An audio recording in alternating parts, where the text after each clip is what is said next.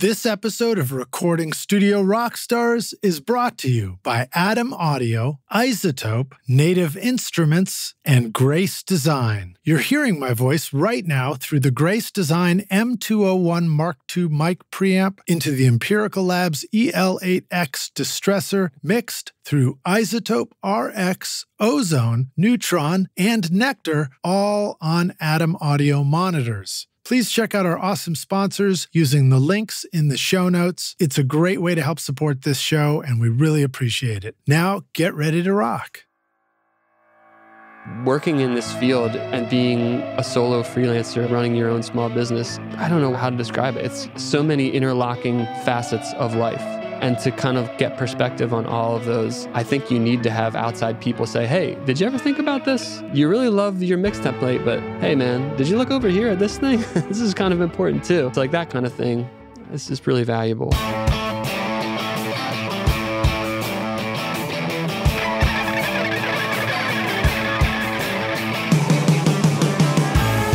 Welcome to Recording Studio Rockstars.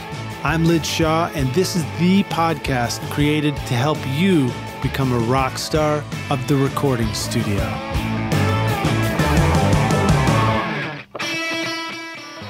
Hey, rock stars. Yeah, you. I've got a secret to tell you. Want to know how I get a consistent sound mixing over 1,000 hours of recording studio rock stars? My secret is using Isotope, RX, Ozone, Neutron, Voice Enhancement Assistant, and Nectar to make sure every episode of this podcast sounds great. Right now, you are hearing RX Breath Control, D-Click, D-Clip, DS, Deplosive, Voice Denoise, Ozone Multiband Compression, Neutron EQ, VEA, and Limiting, all from Isotope. Use the secret code ROCK10 to get 10% off or pick up the new Trash Light along with many of the other free cool plugins over at isotope.com.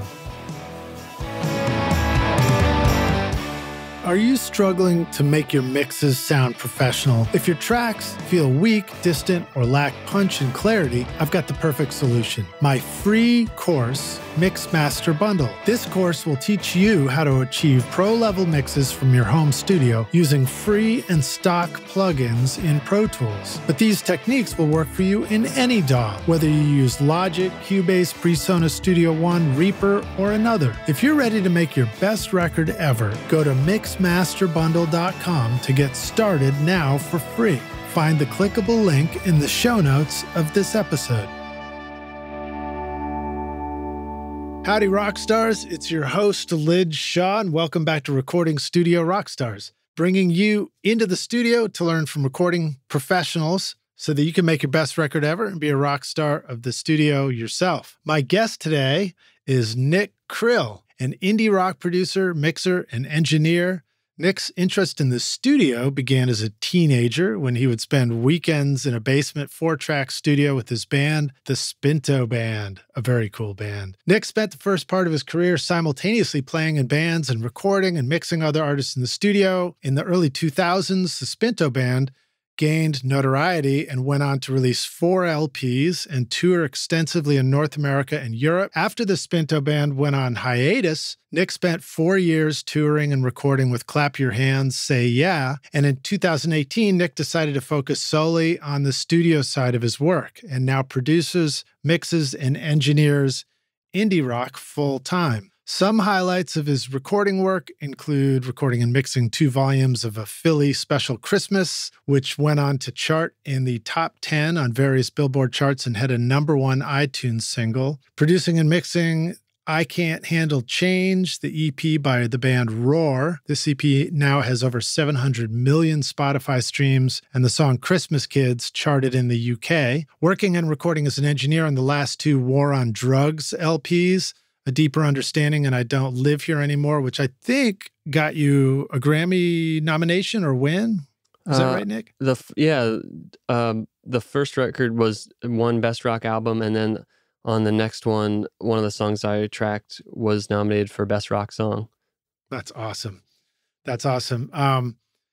And we've actually had a chance to talk about that too. So also producing and mixing the most recent Generationals LP, Heatherhead, Nick's been a guest on the show before for episode RSR471. So Rockstars, you can check that out to hear more about his backstory. And we talked about working together with the Spinto Band years ago, which was a lot of fun. Today, we're going to focus on new records, things that's going on in Nick's studio, and how to make an award-winning record. So thank you, and a shout out to both the Sin City Band of Up Your Way and also Robin Eaton for originally making our introduction. Please welcome Nick Krill back to Recording Studio Rockstars. Nick, are you ready to rock, my brother? Oh, yeah, got to. Got to, man. So it's great to have you back on the show, dude. I guess it's been a few years since we did an interview. Yeah. But we chat every once in a while, so we have a little catch up. Yeah. Yeah, it's been a while. Tell us what's new with you, man. As I said last time, we talked about stuff like you and I working together when you were doing the Spinto Band. We did the album Nice and Nicely Done together back with Robin Eaton, and then interacted with you guys as you did some following records. But you've done a lot of cool stuff since then, and I'm sure you've had some changes in your studio and stuff like that. So tell us what's new over in your world. Yeah, let's see. What's new? I mean, in some sense, I'm just sort of keep on a classic studio rat that I've always been. Trying to think if there's any new changes. It's probably been a few years at least. Yeah. So my studio, I have my own mix room. And then for tracking, I usually freelance all over the place. So probably back when we last talked, I was sharing a space with the War on Drugs guys in Philadelphia that we ended up moving out of that space. So now I'm sort of hopping around. If I'm in Philly, I'm doing stuff at like this place, Elm Street Studios, or Silent Partner Studios in Philly. That's for tracking. Yeah. So those are two super cool spots that I love around here. And then, yeah, mixing is always back at my place. Yeah. That's a cool way to work. I've had some of that experience in the past, but ever since I built my place, I find that I'm tending to do records start to finish here.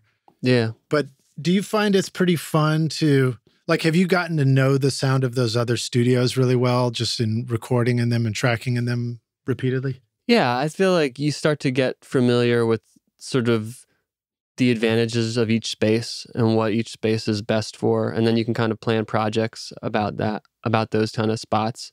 And then, I don't know, it's interesting. I had a studio for a while, and then obviously was sharing this space with the studio. And now I kind of enjoying being more freelance and just sort of like, contributing to the greater recording community at large, which is kind of nice. Just being able to kind of like, make friends and support other studio owners and, help the community. By interacting with other studios. Yeah, I think that's a cool way to look at it too. Yeah, I kind of like that. Especially, I feel as though, more and more these days, sometimes I feel like I'm on a little island, especially if I'm doing a mix project and it's just like in my own studio or even a remote mix project. It's nice to kind of be a part of the community from time to time. Yeah, totally. Tell us a little bit more about your mix room. Like, are you joining us from there right now? Yeah, I'm in it right now. It's like, it's a nice little mix room. I'm mixing primarily in the box these days. So I actually, maybe one change since we last spoke was I kind of even pared down my interface to a simple, really nice stereo interface. The RME, what's it called? ADI2 is what it's called. But I'm really been pleased with it. It's got a super sweet, it's just 2 in and 2 out. I didn't really need a ton of inputs here anymore. It's got a really sweet headphone amp that I love. So I'm really trying to like slim down a little bit in that world.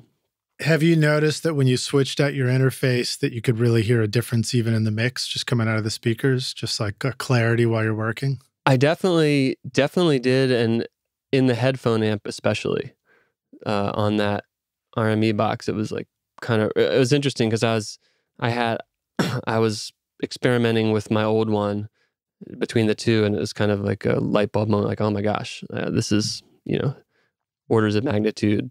It's given me a lot back than my other one was. So it's Do been cool. you rely on headphones a bunch while you're mixing? I have been a little bit more and more over the last year or so. So part of one of the other reasons I was interested in slimming down my mix situation was just to kind of be a little bit more mobile and being able to kind of like, just work wherever, or if I'm traveling for a project, I can have a little mobile mix rig that I feel confident working on, like, in an Airbnb or whatever.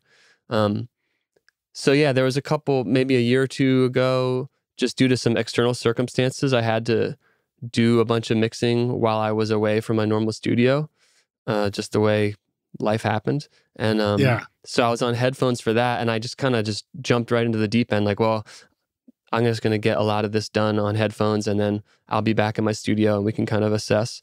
And that was really kind of a cool, interesting process, and it worked out. It was an interesting way to learn too, just kind of taking a song from start to finish in the headphones and then listening it back in the studio, and then just hearing like, what was it giving me back? I wasn't necessarily like, oh, I'm going to listen to headphones and then I'm going to switch to speakers like midway through just to see how's everything, because I didn't have that option.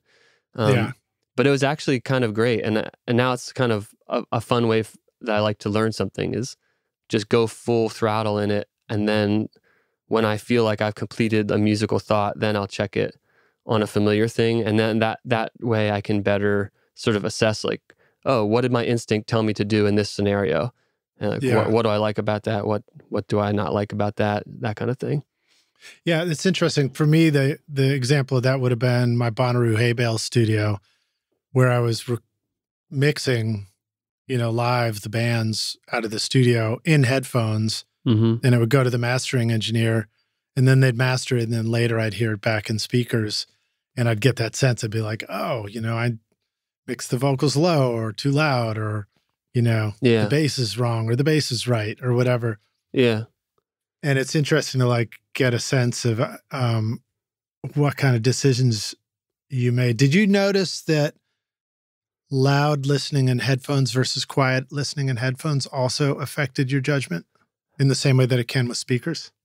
So I actually don't like to change listening levels a lot when I'm working. I kind of like to pick one moderate level and stay to it. It's like something that's kind of in the medium. So whether I'm on speakers or headphones, I'm kind of picking, sort of calibrating my ears to a moderate level and like rolling with that. Even in the recording stage or primarily in the mixing stage? Yeah, that would, I guess, be more mixing. In recording stage, it's jumping around a lot more. It's like if someone's doing an overdub, you might crank it and that kind of stuff. Yeah. But yeah, that was another reason for the exploring headphones too, is just as I'm traveling around to different studios to be able to bring a reference with me that on headphones that, if I'm in a room that's like, oh wait, what am I hearing here? Can I trust this? It's like, okay, well, let me put on these headphones that I know, and you can kind of cart them around and I'll at least have some sort of reference. I recently been experimenting with these Odyssey headphones. Oh yeah, I was going to ask you which ones you were using. That's cool. Yeah, so I've got these Odyssey MM500s lately, and really been digging those. The Manny American headphones. And those are also on, sort of the more affordable side of the Odyssey headphones, right? Yeah, for sure. They're more expensive than your average pair of studio headphones, but in terms of the Odyssey world, it's a little more affordable than some of their crazy flagship models. Right. Do you remember, are those headphones that have a moving coil driver in it, or do they also have the electrostatic? They're the planar magnetic ones. Planar magnetic. Yeah. Right. So that's the technology that they use. Yeah, it's been cool. That's such a great name. Planar magnetic. Has anybody stolen that as a band name yet? Well, that's cool. I remember one of the first records I did with Nielsen Hubbard, and the producer, it's been so long, Clay Jones, if I'm remembering that name correctly. He brought in headphones into the studio, and I thought it was so quirky at the time. I was like, he's like carefully inspecting everything. But now at this point, it just seems so no duh. It's like, why wouldn't you bring a pair of headphones that you know everywhere you go so that you can know what you're hearing in all these different studio environments. Yeah, I feel like it's worthwhile to have that reference point on hand. And if I'm in a session, I'm not necessarily like in a weird, like I don't want to be like an antisocial dude in headphones during a session, Right. you know? So I'm not like necessarily just in headphones all day long when I'm working on a session, but just as an opportunity to kind of like just compare what I'm hearing back. Like, okay, does everything make sense? Like, does everything sort of feel right? And then I can kind of just go with it. I've noticed that even in my own studio where I know the speakers, it can be really handy to have headphones for some really simple reasons. Like when I'm setting stereo overheads on the drums, I'll put headphones on because I have to like scoot away from the mix position to set the left and right levels. And sometimes it's just really easy in headphones to hear if it sounds balanced. Or there'll be other sounds that are, you just kind of like get a magnifying glass look at like, is there anything weird with the sound right now? Sometimes doing overdubs, there's people talking in the control room and it's too loud and I just can't even hear what the person's saying on the microphone when they're talking to me. Yeah. Yeah, for sure. It's cool to have them around. I have the Odyssey ones are open back, and then I also have a pair of the just closed back, some of those Bayer Dynamics that I'll sometimes use if I need more kind of like isolation from the surrounding space. Okay, very cool. So then what about speakers in the studio? Have you found particular monitors that always seem to work really well for you? Well, yeah, in my mixing room, I have sort of three that I jump between. The main sort of full bandwidth monitors are the B&W 805Ss, which I remember I probably learned from you at Alex the Great. They had those. So I've had those. I got them after we finished making Nice and Nicely Done. Just because it's like, all right, well, these are the records, these are the monitors we just spent, all this time working on. Like, I'll just get those. Do they have the turkey drumstick tweeter on top they too do. And all that? Yeah, they do. So those are sort of, at this point, it's interesting. The more I get to know them, the more there's things I like about them, things I don't. But, I feel like at this point, it's almost, it's like 15, 16, 17 years or more that I've been using them. So it's a familiar reference point. So I have those as like my main set, and then some NS10s and some Aratones as alternate sets. Awesome. And then when you're working, have you found that there are specific musical reasons why you'll switch from one speaker to the other that you now recognize as part of your process? Yeah, there is. So as I mentioned before, I like to keep listening at one main level. So like that's mostly for my sort of full bandwidth. The B&Ws are just set to that sort of, Fletcher Munson sweet spot around 80, something like that, 80, 81, 82. And is it something you get really like nerdy and measure, or is it more like it's just a feeling when you're listening to a finished record? Kind of both. So I did measure it initially. So I measured it, and then I measured my switch on my monitor controller to be coming out at that level, and then I have a set of tunes calibrated to a certain level. So like, and I kind of recognize the feeling of the sounds of those songs at that level. Yeah. And then that's kind of just like where I stay. And then for the Aratones and NS10s, that is actually the one point where I listen to those dimmed. I always listen to those dimmed. And those are more for, in the most general sense, it's a perspective switch.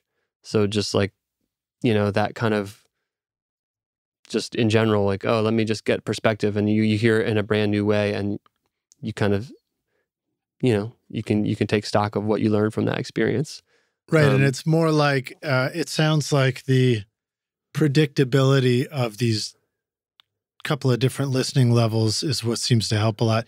It's funny because when you think about pro consoles and pro, like my monitor station or the monitor ST from Dangerous Audio, they have dim switches. Mm-hmm. And I don't remember if the dim switches are always 20 dB or something like that, but it makes me wonder if that was figured out a long time ago and if they're all sort of following a formula of these two different listening levels. Yeah, maybe. I mean, for me, it does really help to have one consistent level that I just understand, and like my brain and my ears are calibrated to that, and so that I know when I'm working, if I mix into that level, when the stuff comes out of the speakers and it feels cool to me and like gets me going, I know it's going to end up sort of in a ballpark of where I want the final kind of mix to end up. No matter what style of music you create, Native Instruments provides you all the instruments you need, from drums, loops, and beats to vintage and modern synthesizers, realistic strings, guitar amps, and futuristic synth pads. I really enjoy recording real bands in my studio, but then adding amazing overdubs from Contact, Massive X, Super 8, Battery, Guitar Rig, or Hybrid keys. Use the code ROCK10 to get 10% off or get complete start for free today with a bundle of 2,000 sounds and 6 gigs of samples at nativeinstruments.com. All right, let's keep talking about that for a minute because I think this is a really valuable method for people. And Rockstars, I want to encourage you to go listen to Nick's playlist, which is in the show notes. You can hear his discography. And it is killer. I mean, it sounds really, really good. I was driving around in the car listening to your records, Nick, and I had this moment where I was like, I remember a time when we worked together where I felt like I had lots to teach you, and now I feel like I have lots to learn from you. And that's a good feeling, man. Oh, it's a real good feeling. Thanks. So I think it's worth talking about, what you're doing to have a consistency in your records like that. And I guess consistent listening levels is a pretty smart place to start. So a couple of questions that pop into mind for me. There can be quite a difference between the level when you're mixing and the level when something's mastered. Mm-hmm. There are ways to sort of fake it out where you're always listening at what feels like a mastered level. Do you want to talk about that a little bit? And then we'll kind of talk more about how you arrived at your consistent listening levels? Sure. So I feel as though when I'm working on a mix, I'm trying to get it to a place where I'm not necessarily like, oh, I'm trying to master it, but I'm trying to get it to a place where when I'm done with it, it holds its own. Like I'm not sort of like, oh, now my mastering engineer will help me get it to the finish line. Like when I'm done, is like, I feel confident that this could live in the greater cosmos of music for eternity. You know what I mean? Yeah. So I'm not mastering. I mean, I'm not mixing at I don't think a really loud level, like in terms of modern day louder music. I'm a little quieter than sort of like the louder records out there, but it's definitely healthy enough to hold its own in the modern day music thing. And then for mastering, again, it's more of a perspective thing. Like I trust the perspective of the people I like to master my records, and I'm not really asking them to do a ton more, I don't think. Sometimes they'll come back like, hey, did you ever think what it would sound like if we tried, if this record maybe had a little brighter presentation, like a more pop focus rather than a more sort of like darker indie focus. Like, oh, let's try it out. Let's see. It's not like, hey, what if you saved the bass for the second verse? Yeah. But yes. So, oh, go ahead. Are you ever mixing with a limiter on your mix bus to try and push it up to the louder volume while you're mixing, or do you find that you have like a nominal level that you're mixing at? And I guess maybe that's your speaker level. It gives you that. Yeah. So I have my speaker. The way my speaker level is set, like I said, I sort of did the whole nerdy, like, oh, play pink noise through it until you get, this calibrated level of the speakers. And then, as I mentioned before, I have songs that I like to listen to at that level that kind of like give me a feeling of what I like music to sound like. So I have a playlist of, 5 or 6 songs that I'll listen to a lot. And, sometimes I'll listen to it every morning. Like I think of it as like ear warm-ups almost, like I'll get in the studio, like sort of like as I'm sort of maybe prepping a session or finishing my breakfast or sipping some coffee, I'll be playing these tunes and sort of just, getting my baseline ear-brain relationship going. So yeah, and then those songs are actually all at a consistent level too. So if they're songs that are kind of a louder version of a song, I pull them down. So I kind of have that playlist set at a level that I feel like is a healthy level that I kind of like to hear music at. And then because my brain is like accustomed to that, then when I mix, I'm kind of going for that realm. Yeah, that makes sense to me. And so rewinding a little bit, it sounds like you start out with a benchmark, Yes. It's like, okay, what's my starting level? And in that case, if you're going to use, did you say pink noise or white noise?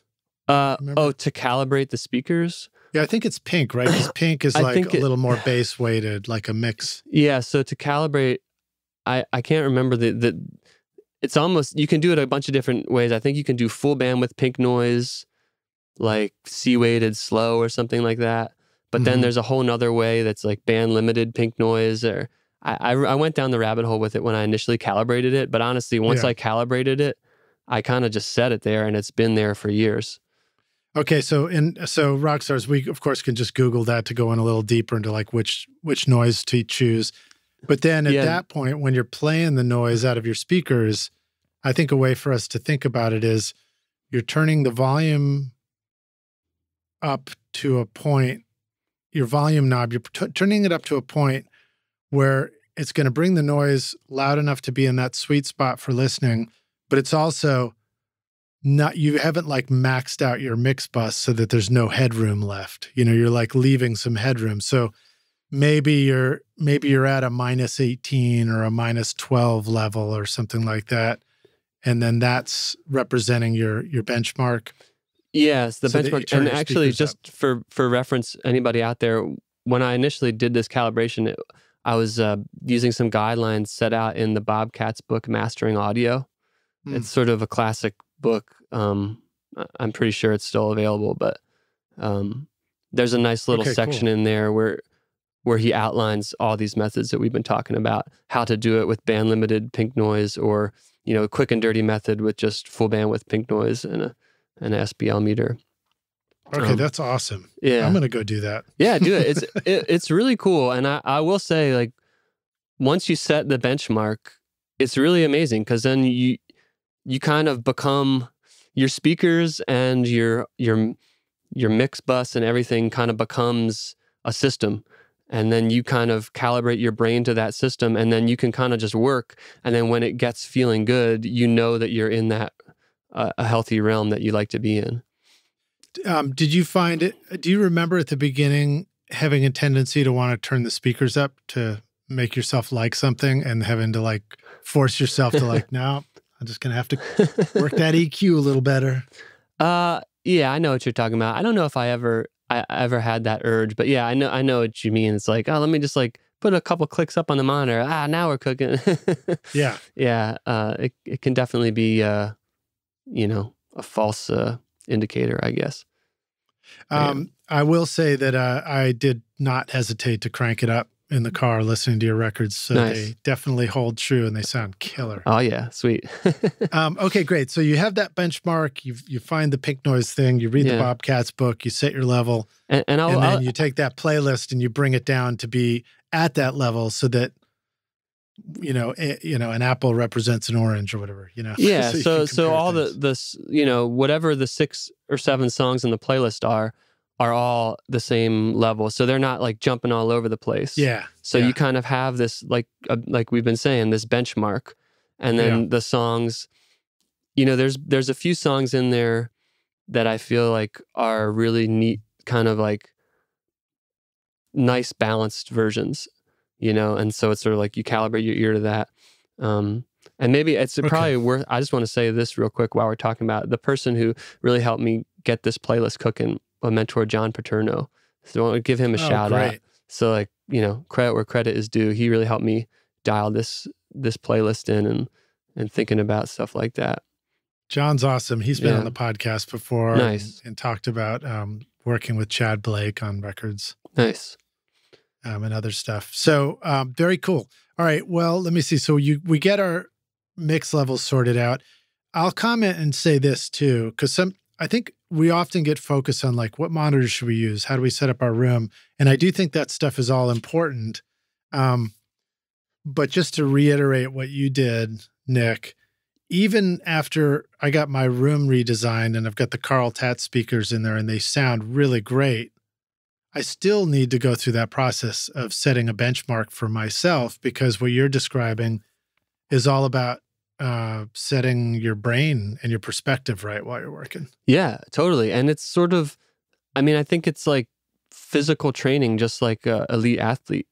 And that's why I would say like going in every morning and I would play these songs to,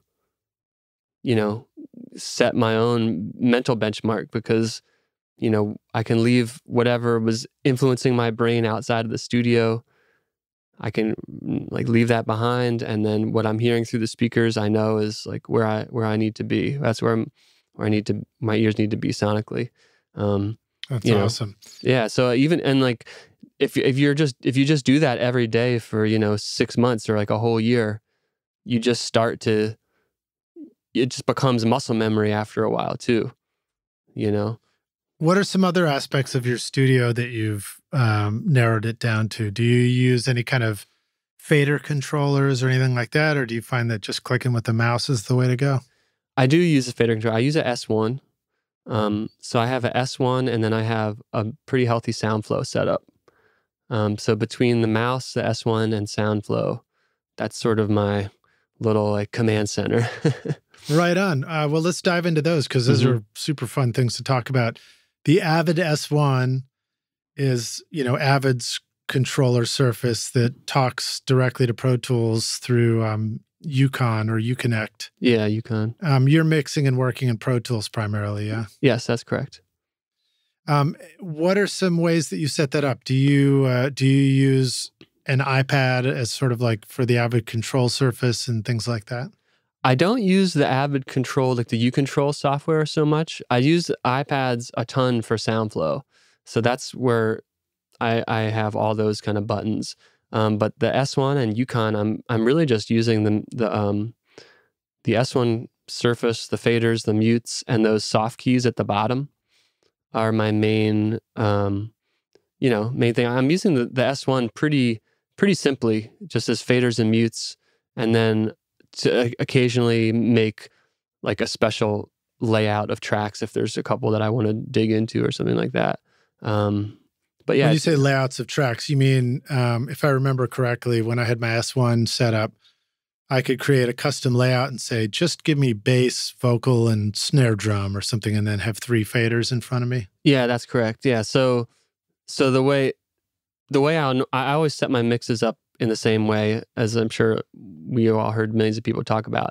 But then there might be a time it's like, oh man, this verse is all about, this organ, this guitar, and these backing vocals or something like that. And they may not be next to each other on, in the session. So I have a button, like a SoundFlow quick key, that takes whatever tracks I've highlighted and then just assigns them to the S1. So I can cool. So I select those and I hit that, and then they zip right to there, and then I can kind of get a balance cooking. That's an interesting way to do it. So when you want to deal with 3 different tracks in a mix, you would just highlight. When you say highlight, you mean you like select the track name? Yes, yeah. So that it's white on the track. Exactly, view, yeah. Or the track column in Pro Tools. And then you hit the one button, and now your mixer is just showing you those 3 faders. Yeah, exactly. So that makes it really quick. Yeah, it's super cool. And so most of the time I'm really just using it. The thing that's great about the S1 is it pretty much follows your mouse clicks around Pro Tools. So whatever you're working on in the edit window, it'll show up on the S1. So, 90% of the time I'm just letting that follow my actions and, reach up, and whatever I'm working on just is magically in front of me. But then in those moments where I want to dig into a few things that may not be next to each other on the edit window, that's where that quick key comes in super handy. And you can make, whatever you select, whatever tracks you want, and then zip them right up to the S1. Okay, very cool. Did you ever mess around with any EQ controllers too? Like, the SSL UC1 or any of those kind of tools? I haven't. No, I'm curious about that stuff, but I haven't. No, I've sort of, I haven't really messed around with that too much. I'm still sort of mousing around in plugins. Yeah. Well, it's a funny thing about controllers is like they can be handy, but at the same time, we also just a lot of times just dive in with the mouse anyway because it's so easy to be It's precise. interesting. Like the beautiful thing about the controllers is, I feel like the whole drag on them forever was like, oh, it's just this crazy big mouse. But then once you start using it, it's like, yeah, well, isn't it great to have a specific function for like a fader and a mute is kind of the most important thing you could think about when you're putting a mix together, and to have a specific control for each of those things is totally worth it. And then when you get to mess around and, intuitively create a balance with a controller, it really does make you able to work kind of at your speed of thought in a way, right? Rather than like, oh, let me click. Oh, I want to balance these three elements. Okay, well, I know I want the guitar down, and I think I want the organ up. So okay, let me pull the guitar down, and then I'll scroll over here and I'll put the organ up. Like, is that what I wanted? Oh, you know what? Maybe the guitar's down too much, and I go back over. Versus, I feel like the balance is wrong. Let me zip these tracks in front of me, and then I'm just intuitively getting it to there. Yeah, that's how I feel about having faders. It's been such a great experience to just grab a fader and just adjust it by ear and stop thinking about anything else. Yeah, just listen. Just keep it intuitive, right? Is what's cool. So yeah, then to your point about the plugins, that's the one place I feel like that's the one sort of fatal flaw on so many control surfaces, where the SSL one is kind of intriguing because it is really a knob per function thing on that SSL strip. I can see that being useful.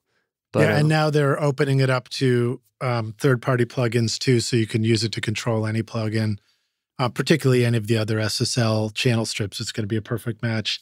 There was another company also, or is another company called Rock Solid Audio that makes a controller as well that looks like a channel strip, and you can map all the controls to different plugins. It's all fascinating. Maybe you feel this way. Maybe you can comment on it. SoundFlow, of course, is another tool that is really amazing. But sometimes when we go down these avenues, you have to just put in the hard work of figuring it out, because you can't even have an answer for yourself about whether it works better until you've really like set it up and tried it out for a while, right? Yeah, that's true. There is sort of some inertia that needs to be overcome before you understand if this is going to work or not, And there's tons of, it's funny, SoundFlow is such a powerful thing. And, there's ways I thought I would use it, and I built out these special ways to like, oh, let me try this. And it's like, oh, well, actually in practice, this isn't as handy as I thought. Or then there's other parts of it where it's like, oh my gosh, this is the most handy thing I could ever imagine. I can't believe I did mix for so long without this, How often are you using a macro that somebody else wrote versus one that you just wrote yourself? I guess maybe 60-40. I don't know. I'm like peering over here at my thing. And do you use one of the little stream decks with the buttons on it, or do you just find that iPads give you everything you want right there? iPads give me everything I want, and mostly just because, these days there's just like iPads and old iPhones that people were throwing out. So it's like, oh, cool, let me just hook that up. So I've got 3 now that are just discarded from other people. Like, oh, I got a new phone, I don't want this. Like, I'll take it, So yeah, but it's set up, the way SoundFlow has it now, they have decks that run on the iPad. So it's essentially the same kind of feeling as those stream decks, where there's just, banks, little grids of buttons. And yeah, there's so many, there's so many built-in macros in it, a bunch that I use, and then I built a ton of macros. I built a few scripts. I reverse engineered some other people's scripts, and then there's plenty of little freebie things that people make, like utilities and stuff that you can just dig in there. There's a little bit of a learning curve, I know, but it's totally worth it. Like I was talking about before, like mixing at the speed of how you're thinking about something, it just makes that so much easier and makes it possible. I think it's good to hear you say that there's a learning curve, but it's worth it. Because that I think is a challenge for us in the studio. Sometimes we hear about something like, that could be cool, but is it cool? Like, you're thinking about a lot of people might be like, should I spend that money and get that mic? And it's nice to have somebody go, it's worth it. Because you got to go through that process, like you said. And I agree with you. The learning curve was, I think they've worked really hard to make the learning curve more shallow, but it's still by nature a little bit steep, Yeah, by nature. It's like such a powerful tool. You can't help but like, it's so powerful that it's going to be a little bit complicated. A tip for anybody who wants to dip their toe in it, I'm going a few years back, but when I started with it, there was a few videos, like how-to videos specifically on UI elements and how using user interface UI elements, how you can like address those and make those specifically addressable in your macros. And once that clicked, I watched like that one video, like, oh my gosh, this all makes perfect sense now. But until right, meaning you can start to learn how to program it in the same way that you look at the screen and move your mouse around. You can start to get it to program to do things that you would do. Yeah, basically, like if you think about a Pro Tools screen, any little spot that you would, like a button you would click with your mouse would be something called a UI element. And then within SoundFlow, you can kind of address those UI elements, and that really unlocks. Then once you know all the buttons you clip on like a sequence of actions you want to do, then you can address each of those things in a macro and just build like a step-by-step. Adam Audio celebrates 25 years of designing industry-leading monitors in Berlin by unveiling the Arctic White A4V and A7V monitors, available for a limited time. With the XART ribbon tweeter design, customizable speaker voicings, and SonarWorks integration for room correction, these monitors deliver professional-grade sound perfect for Grammy-winning producers and home studios. Make your studio cooler than cool with the Arctic White A4V and A7V, available for a limited time with the standard extended 5-year warranty at adamaudio.com. Yeah, I got to say, from my experience in doing macros, I also used Keyboard Maestro, and used back in the day, it was iKey and things like that. Yeah. But they all take a little bit of learning to do it. But once you get there, it is really awesome to have some special commands that will do a bunch of steps for you. But getting there is a little tricky, and you have to do things like learn the software. Well, you have to choose the software. So that's like a learning curve. Then you have to, once you chose which one you're going to learn, then you got to learn it.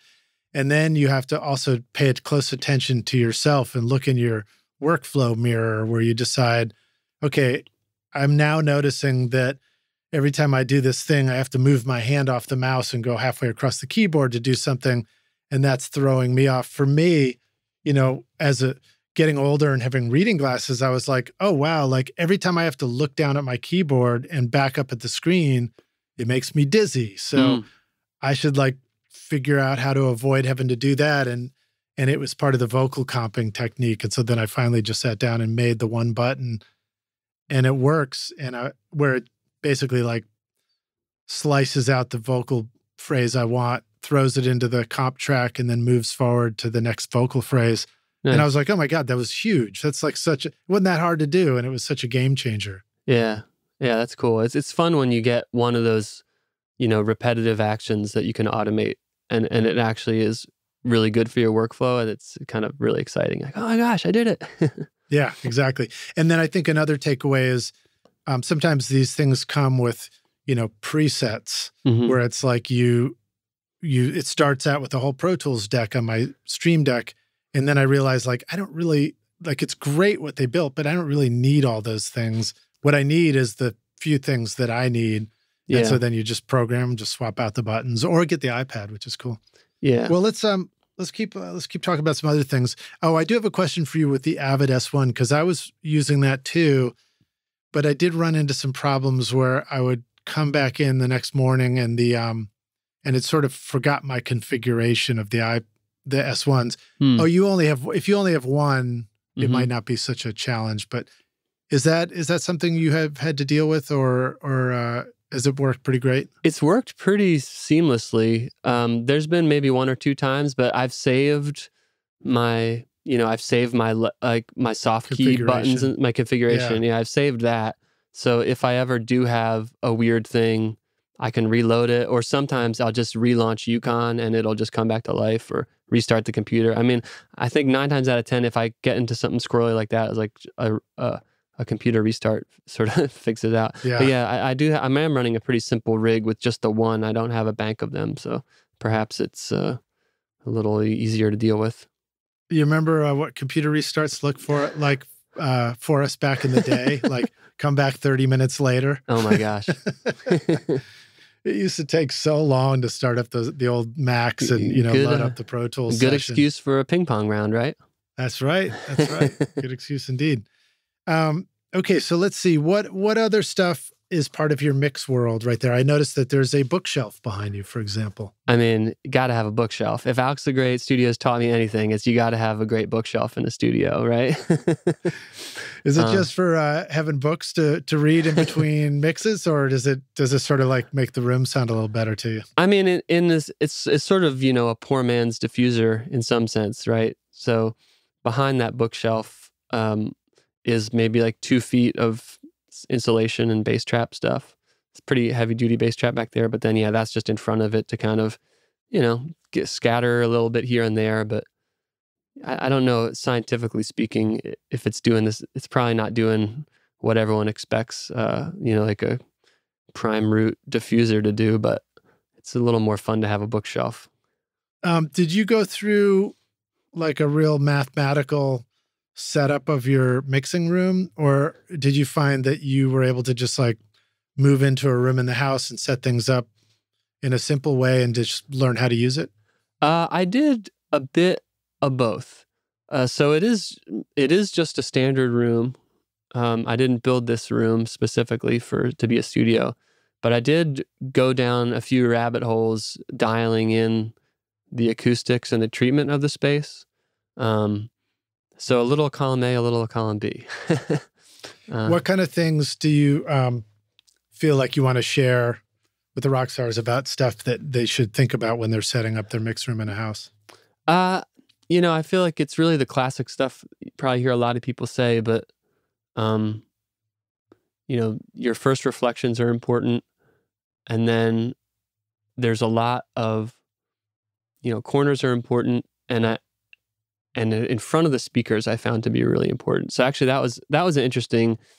Maybe that's an interesting thing to mention. When you mean in front, you mean like on the other side of the speakers? Yeah, sorry, it's like behind my speakers, that front wall. Right. I feel like you hear a lot of acoustics talk like, oh, your rear wall, all that kind of stuff, corners in the rear wall. And it was interesting when I had time to actually do some trial and error in here. Like bring some baffles in, bring some treatment in, measure, take it out, measure, and compare and contrast. That was sort of one of the bigger sort of, I guess, surprises. Was like, oh, wow, there's what I'm doing in the front wall behind the speakers is having a lot more impact than what I actually was doing on the rear wall behind me.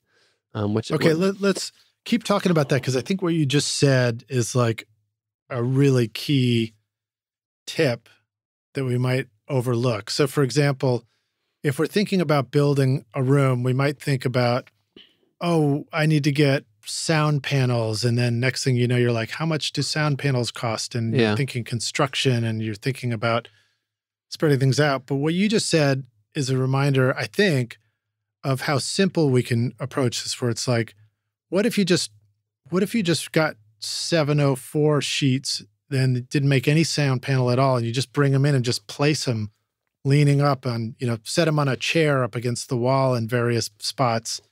Like you can figure out a lot just by putting things temporarily in locations just to hear what the result is, right? Yeah, and I think that's a worthwhile endeavor if you can have the time and have the interest to do it. I feel like some people's eyes might glaze over when they think about like, a measurement mic, like being a mad scientist for a little while. But I don't know, I'm excited by that kind of stuff. So I was all about it. No, I think that's fine. I mean, I don't know that people are so scared of that, but it's more like the fear of making the wrong decision about where to put permanent panels in. And like what you said, which resonates with me, is that you can kind of sketch it out at first just by like physically just putting up some stuff in spots in the room until you're like, okay, this works, like your back wall, front wall thing. Yeah, totally. And I think that was huge. Like sketching it out is a really good example. Like you make a rough mix of your acoustics almost. But yeah. And then once you know where things go, then you can worry about like hiring somebody to make professional panels and hanging them just right and all that kind of stuff, right? Yeah, you can always make it pretty later, right? Exactly, yeah. But yeah, it's worth experimenting with if you're interested and if you can. And like you say, it's like it shouldn't be even a question. It should be like, yeah, you should do that and just rough it out. See where that's the other weird thing about acoustics is, like there's like laws of physics that don't really change. But it's such a strange thing, the way it interacts with, your room and your building materials, like what your room's constructed of, like what are the floors made of, is it like resonant, is it like old plaster, is it resonant, shaky wood that's kind of like just barely hanging on the walls, like all these things kind of seem to have some interaction beyond the theory. So you kind of, that's where sort of the whole trial and error and sketching it out became so valuable, is because you really got to see in your specific space what was helping, like what wasn't, what mattered, what didn't, like I took some panels like that I was going to put elsewhere. I was like, well, let me put them, they're clearly doing more at the front than they were in the back. So put them in the front.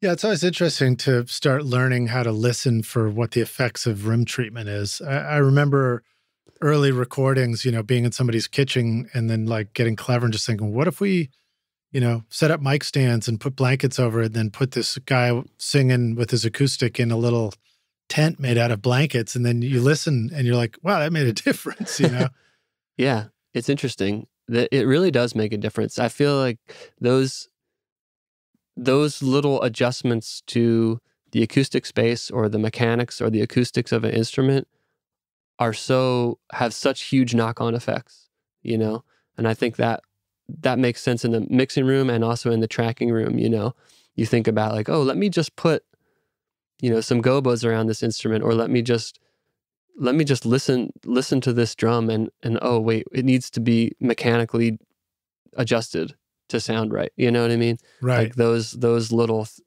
things have such huge knock-on effects down the line. Let's keep talking about your mix template for a sec. You said you usually set up your mixes the same way. What more do you want to say about how you would set up a mix just to get started? Yeah.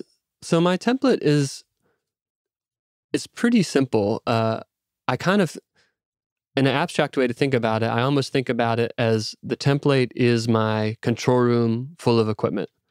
Right? Like, so in like a classic studio sense, you're like, oh, I'm going to go into the mix room and get it cooking. And like, you'd have this credenza of outboard gear and you'd have a board, and like, that would be the system that you use to make a mix. And that's kind of how I think about my template. So it's kind of got a bunch of my effects returns, the stereo routing, a bunch of parallel stuff that I know, like, 90% of the time I'm going to want to at least try out.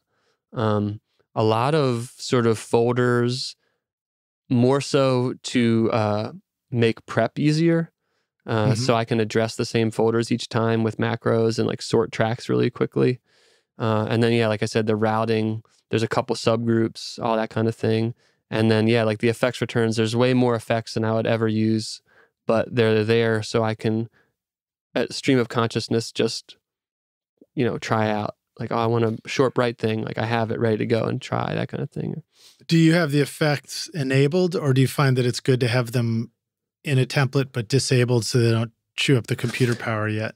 Yeah, I have them enabled all the time. Cause I didn't like, I actually thought of like, well, let me just make these inactive. Wouldn't that be so efficient? But then it was like, I don't want to keep like jumping down to my effects area and activating stuff. It's like, I just want it open and to try it. So, I mean, I've got lucky enough that the computer I'm using is pretty peppy. So I don't really run into any trouble. Is that its name? Pretty Peppy? Hey, it is now. Peppy. Are we gonna mix today? The Peppy Puke. What computer do you find useful for doing all the stuff you like to do? Right now, it's a Mac Studio. One of those Mac Studio Ultras. Right on. Yeah. Okay, cool. It's always good to hear that from people. Yeah. If you were like, I'm doing it on a 2012 laptop, we might be like, oh, damn. Yeah, I was on an old cheese grater for a real long time, and then me too. Made the jump, and just need to kind of keep up. I like making the jump to the new stuff, but I gotta confess, I hate letting go of the old studios. I'm like, this, like the old Pro Tools I had, I was like, this made nicely done. This made the Spinto record. Man, like, how can I put this anywhere other than like, on a pedestal? Yeah. Well, you can be crazy like me and keep all your old rigs as time capsules. I've been doing that. I'm running out of room for them. You might appreciate this. A couple of years ago, someone called me to recall something that I did in 2009 on like Pro Tools 5 point whatever.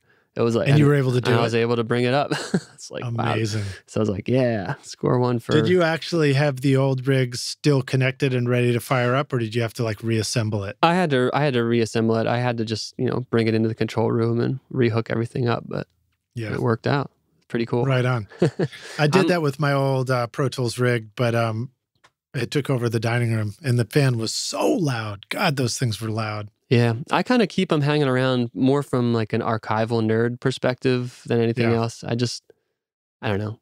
I was raised by two people who worked in a museum, so I feel like that's just baked into my DNA.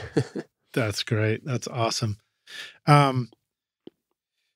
Let's see what we're, so you've got the Mac Studio for running the sessions. And then do you want to say anything about your stereo bus? You said you'd have your stereo bus set up. Oh yeah, sure. I mean, that's just, I have a few little plugins on there that I usually like to mix through, and they're just ready to go. So yeah. Okay, cool. Anything you want to share or yeah, you sure. have to kill us afterwards? No, it's nothing. It's nothing really. It's too dramatic. It's just an SSL compressor, an Pultec EQ, and then I always have them on to start with, and then I have a few other things that I may or may not use, like the Manly Varimu. I like the Ampex 102 UAD. The Manly's, everything I've said so far is a UAD. And then the FabFilter Saturn, I like that on there sometimes. The Plugin Alliance Black Box I have on there to try sometimes. Inflators on there to try. And then the FabFilter Pro L limiters on there to try. I usually actually have that on there most of the time. But yeah, so it's like the SSL and the Pultec always, and then everything else is there to try. Probably gets used most of the time. Sometimes doesn't need it, but yeah. Okay, very cool. That actually answers, or that begins to answer some of the questions I'm going to ask you later on the show too.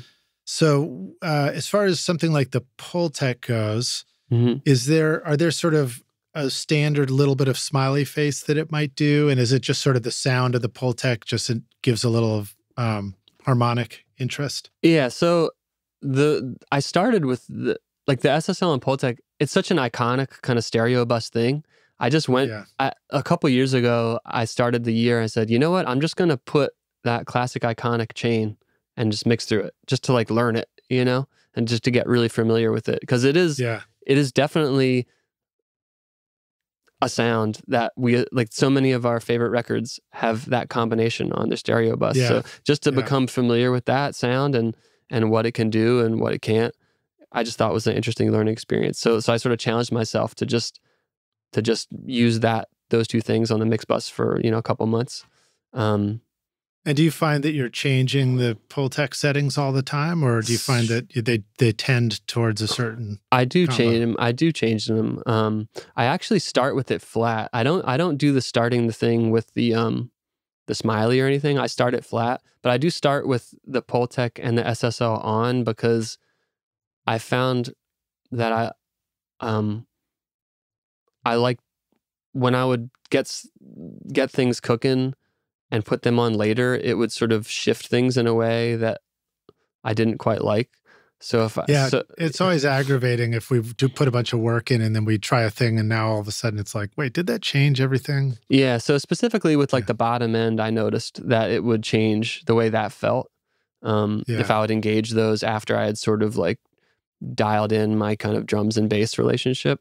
So I always have those in, but the EQ. What about tape machine? Do you find the tape machine also does that changing of the low end? That changes a lot. But interestingly, I kind of like that, what that does. And I like what the 102 does to the mid-range and the low end, but I do like to start with that off. But I don't know why. It's just like, whereas the SSL and Pultec, it was confusing to me to kick those on. For the tape machine, to start with it off for the first little bit makes sense to me. I don't know why it does, but just when I turn it on, what it does to the mid-range and what it does to the mid-range, I feel like I understand what it's going to do, and I'm sort of anticipating that. Sometimes the low end can be like, oh, I don't like what this did to the low end, like the little hump that it does. Right, the bump, the low end head bump. Yeah, so I actually have, I think you can tweak that in the plugin, but I also have like a couple little presets in a FabFilter EQ of like my I don't like the tape bump as much presets. No way. That's awesome. So I'll like kick it on, and like if I don't like the way the low end is feeling, I'll try a few of those, like, oh, let me just dial that back a little bit. That's super cool. I love hearing that story where it's like you'll use something you dig, but you're not afraid to readjust for it afterwards instead of just choosing not to use it in the first place.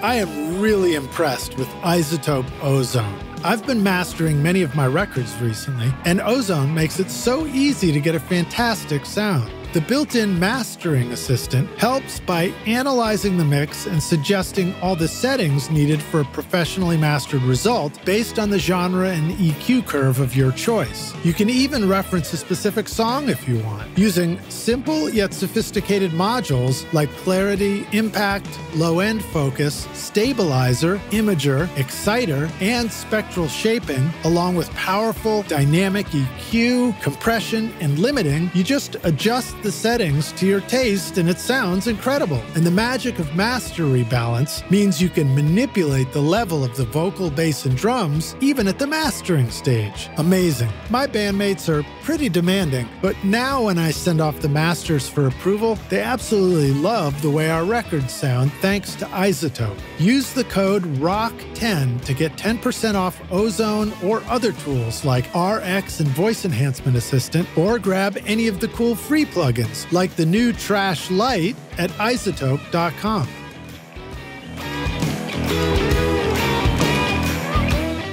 What do songwriters, music producers, DJs, EDM artists, TV, and film composers all have in common with you and me? We all need amazing sounds that instantly elevate our music to the desired style. That's why Native Instruments is your ultimate toolkit, offering a massive library of sounds for your studio. Whether you're into hip-hop, indie pop, classic rock, meditation music, dance beats, or orchestral arrangements, the Native Instruments Complete Bundle has it all. From drums, loops, and beats to synths, realistic strings, vintage bass, guitars, and keys, it's a comprehensive collection. I love recording real bands in my studio, but then enhancing the tracks with drum samples, synths, and futuristic keys from Battery, Contact, Massive X, Guitar Rig, and Hybrid Keys, for example. It's a surefire way to make your productions sound modern and unique.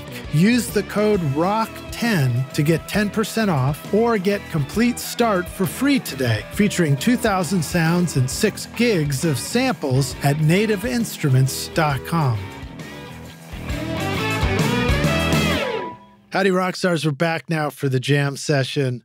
My guest today is Nick Krill, joining us from, what's the name of your studio, Nick? Paper Lab Recording. Paper Lab Recording. Love it.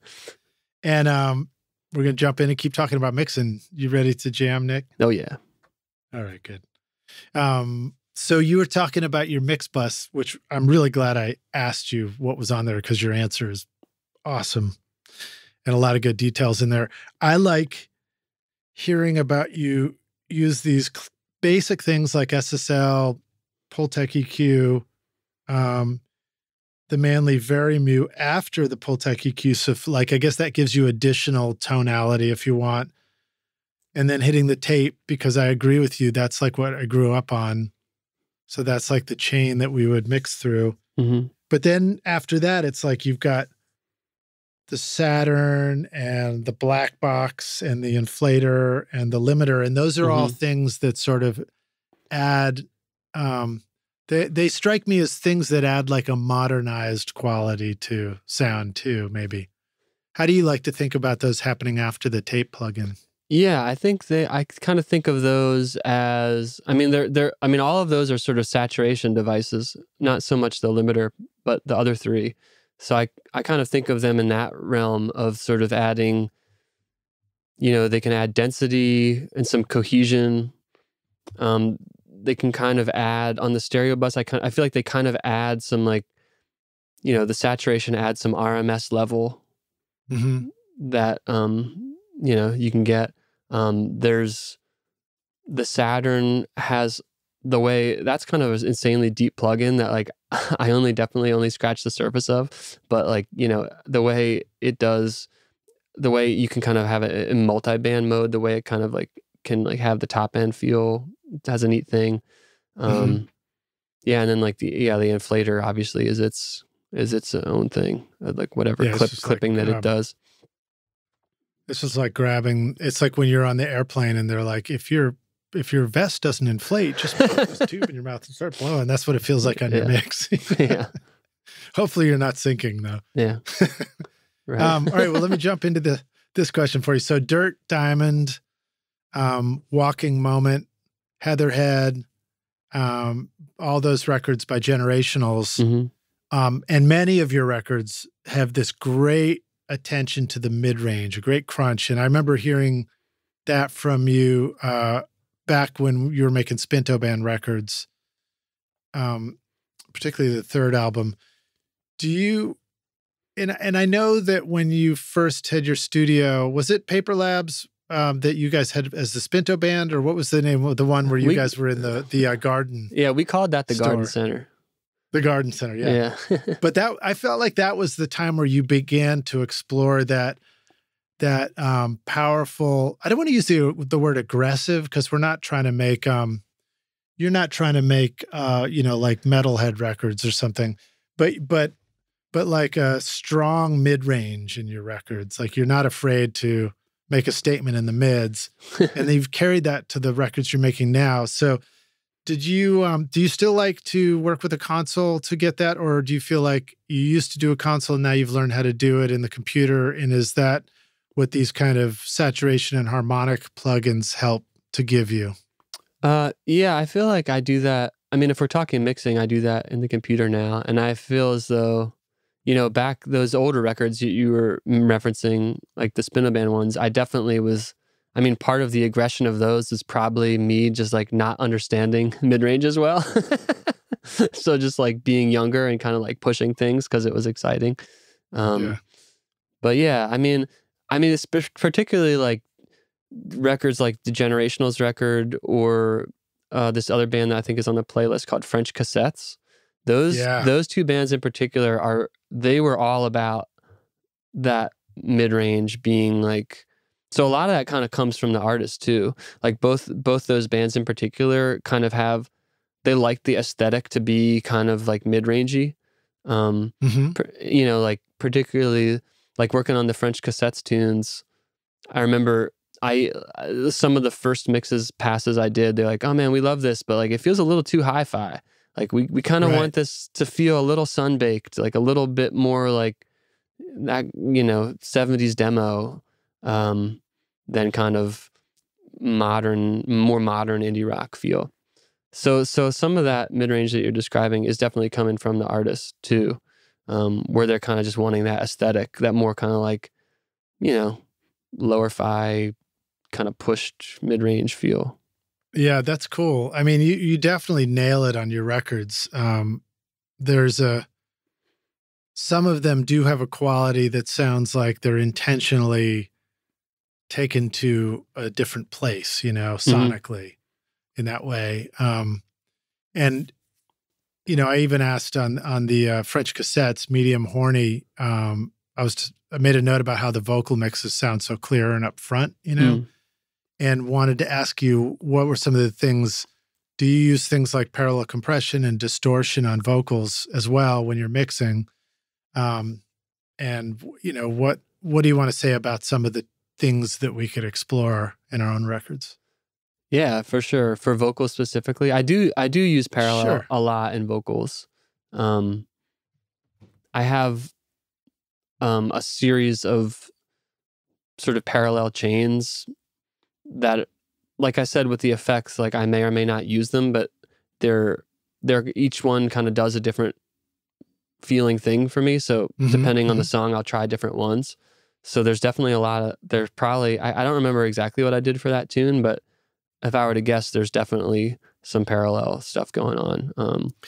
So what are some parallel things that you might throw into a mix template? Is that the way you think of it? Like you've just got these things on deck and you can send something to it if you want? Yeah, exactly. So like the way I have my vocal kind of section of my template set up is maybe sort of convoluted, but I have the tracks come in, and then the output of that track goes to a vocal sub. That vocal sub feeds my effects, and I have like separate little auxes for all my reverbs, all my delays I might want, all my sort of special processing I might want. And then that sub cascades to the parallel stuff, which is its own bank of maybe like, I don't know how many there are, maybe like 7 or 8 different chains of various things I can try. And I'm not like using every single one all the time, but I have them on tap to try. There's things, there's some that like, oh, this one is good for like, oh, I want some more presence. This one is good for just like overall kind of like bringing up the low level information, like bringing up the RMS, kind of like beefing up the vocal. This one is like a classic, 1176 kind of gives that aggressive feeling, that kind of stuff. This one is just maybe like a distortion only. So it's like, I'll have that on a fader. Are these all things that you just tried individually at one point and thought like, oh, that's cool, and then you just sort of include it in your mix template and you start building up your own? Yeah, that's exactly it. It was just stuff that I kind of came upon and tried and thought was cool, and then I would be like building it. I'm like, why am I building this every single time I want to do a mix? So I'll just like have it in there, like this is the setting I like, or this is the, this is the chain of things that I like, and now it's just there to try. Yeah. Okay, very cool. And then have you found clever ways to, well, let me think about this. Let me back up before I pivot. So when we're sending things, I think if I heard you right, you've got your vocal track that goes to a vocal folder or subgroup. Yeah. And then that might have some sends on it for effects and parallel things. And does that let you have, like, let's say your lead vocal was made up of 3 tracks, that way they can all kind of feed the same thing if you wanted them to? Yeah, exactly. That's exactly right. So like if I have, say, 2 doubles, like a vocal double or something like that, or maybe I get a session where it comes in and it's like, oh, the artist, sang a double of the verse in 2 tracks and a double, of course, in 2 separate tracks. I can feed those all to the vocal sub bus. And then I can feed all the effects from that chunk the same and the parallels the same. And I'll use that as a starting point. And then sometimes as you get in the thick of a mix, you may realize like, oh, I don't want this like, I don't want this to be part of that like lead vocal cohesion chain. This needs to be pulled out and become its own separate thing. But to start, I usually just have them run through that. And it's mostly like a workflow thing. Like I said, like having all my different effects just at a click of a button to try, just snap them on. And then have those, each one of those effects sends has already got some level on it, but maybe it's disabled so that you just turn on the send and now it's sending to that effect. Yeah, exactly. They're all like, I just Apple click it to unmute it, you know? Like they're all populated in the sends area, and then I just unclick them to try them out. Right. So in that respect, it's like the effect return might be enabled, but the effect send can be disabled. Yes, exactly. Yeah, going back to your initial question of having like the effects enabled or not. Like all my effects, like processing boxes are on. Like if you imagine a studio rack, like all the equipment's turned on, but all the sends on the console are at 0. Nothing's being sent to them to start with. Yeah, and then in the clever way, if you have a series of vocals that are a stack of tracks, whether it's the lead or whether it's background vocals, you, rather than having to turn up a little bit of reverb send on every single vocal in the stack to get it to the reverb, why not just have them all busing to one folder and then just turn up the send from the folder?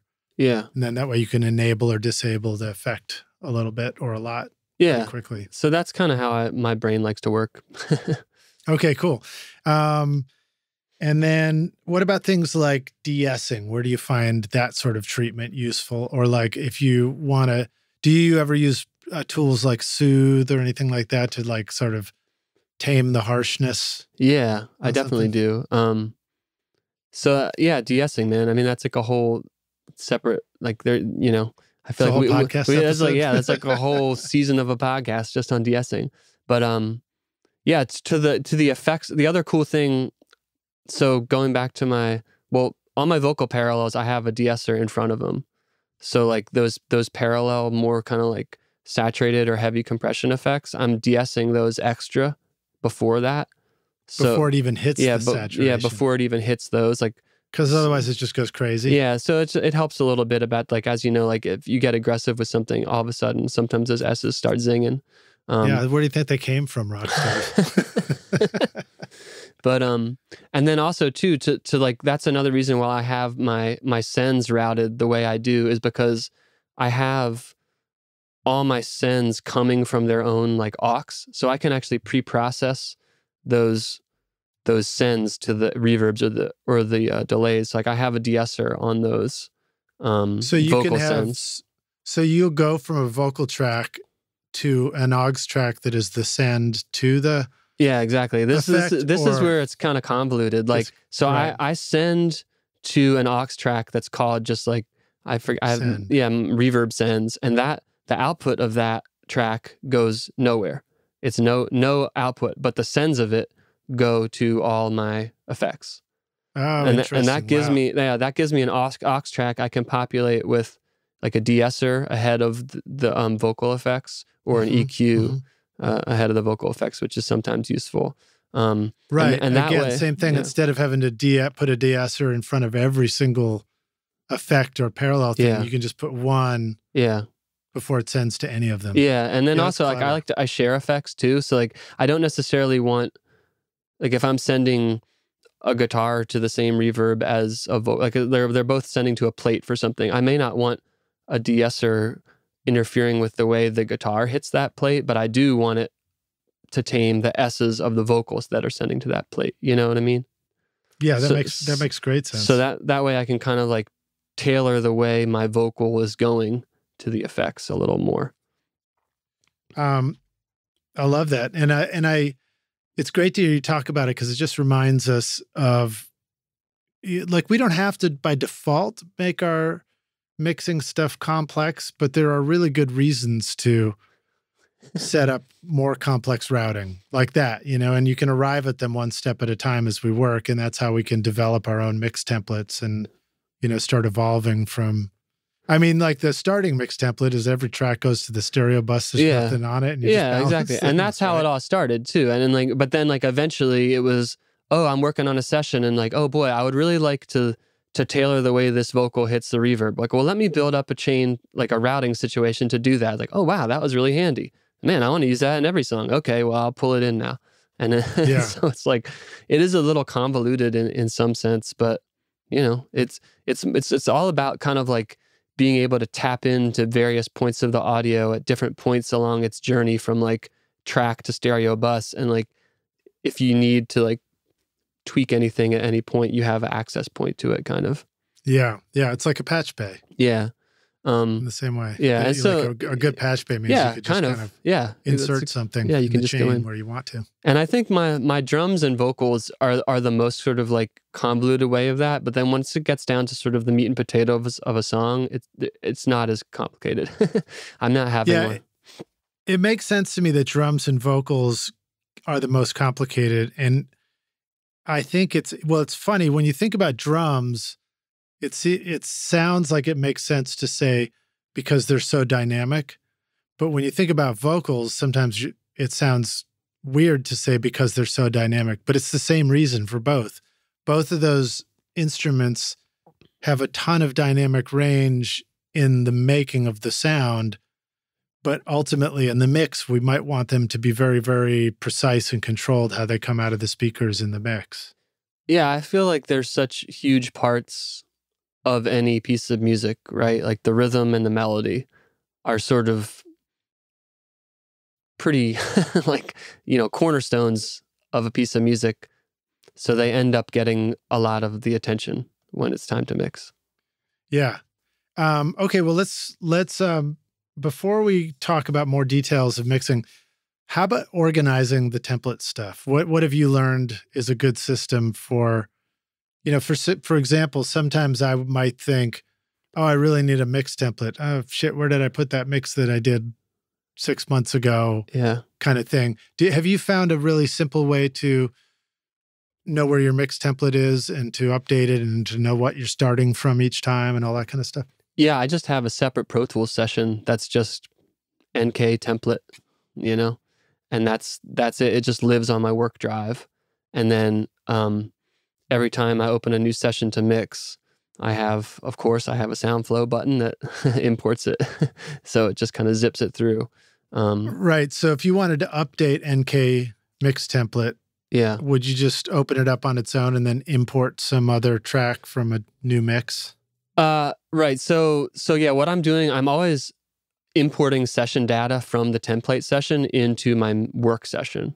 Right. So if I'm having a song, like say it's like, you know, song 1 ready to mix, and then I just have, say it's 24 tracks, just a multi-track, I would go import session data, click on my mix template session, select all those things that are in that session, and then pull those into the mix session I'm working on. So it's basically all, you know, all the folders, all the auxes, all that kind of stuff gets pulled in. Do you often start from where you or the artist that you're mixing left off with their Pro Tools session? Yeah, good question. Yeah, I do a lot of the times. And a lot of the times I'll be sent files just as printed waves, like some, you know, so I'll just get like multi-track waves.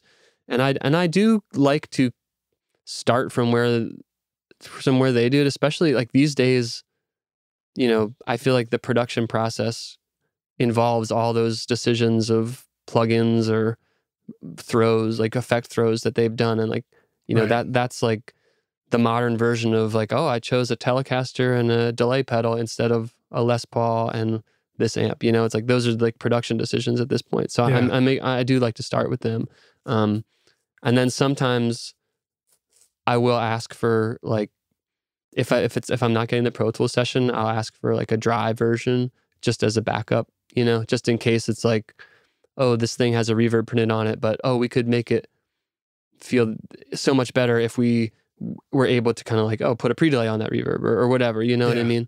And then for vocals and drums, I tend to always like the dries, just like, again, like we were talking about, like there's such a cornerstone of what's happening. You know, I like to have them raw to be able to start with, and like, you know, go into like your de-essing, like it's hard to de-ess something if there's like a reverb on it or something like that.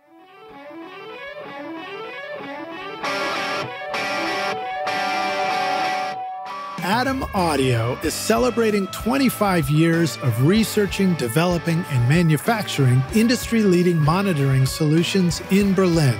To mark this milestone, our friends at Atom Audio are unveiling a special limited edition series of monitors that will look stunning in your studio and sound as awesome as your music.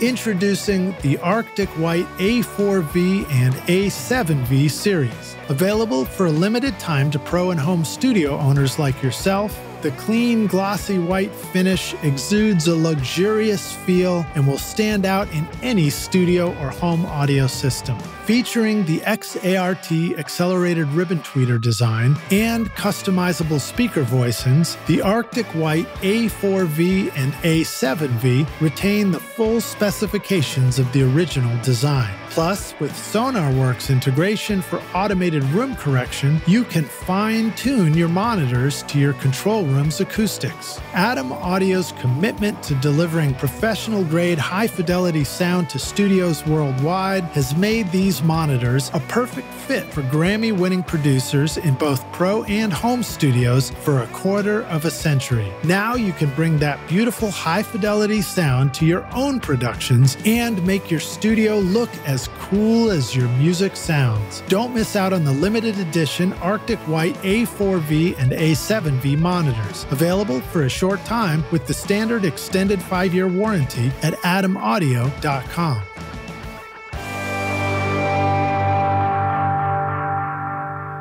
So to that note, sometimes people will send us a stereo stem or a stereo track, but it's really just a mono kick drum or something like that. Have you used stereo monoizer? Yeah, I have. That's a great one. I mean, that's like the most handy tool you could have. Like it's so great. Sometimes I'll use that. Yeah, go ahead. Sorry. Oh, I was just going to say, Rockstars, if you're not sure what that one is, Stereo Monoizer is a separate app you can get, I don't know, $30, $40, and you just open it up, point to the folder full of tracks, and it automatically identifies if something was mono or actually is stereo, and then it'll process them and put them into a new folder for you so you can build your mix out of that. So I will do that sometimes. Sometimes I'll just pull them in as stereo, though, especially if there's like specific balances that are really dialed. Like, for example, a couple of those French cassettes records, like when I was working on those tunes, like shout out to like Mackenzie and Scott and those guys in that band, they've got such a clear vision, and their choices were just like dialed and made and committed to. So it was like when I got those files, it didn't make sense to pull them apart, you know, like just bringing them in as stereo, even if it was a mono signal. You know, the way it was, its relationship with all the other things just made sense to be there. I was like, all right, well, whatever. I'll just keep this as a stereo. Yeah, if it ain't broke, don't fix it. Yeah, exactly. Okay, cool. So let me jump to this. So Heatherhead's Generationals, or Heatherhead Generationals. Talk about that cool sound of the drums on that one, and particularly like there's these cool drum fills that happen throughout the track too. And it just made me want to ask you in general, like when you're thinking about, not to put you on the spot for a particular, like what'd you do on that one, but like in general, when you're producing and mixing, do you sometimes find that like the sound is this cool mix of loops with like real overdub drum fills that have like the wild kind of effects on them?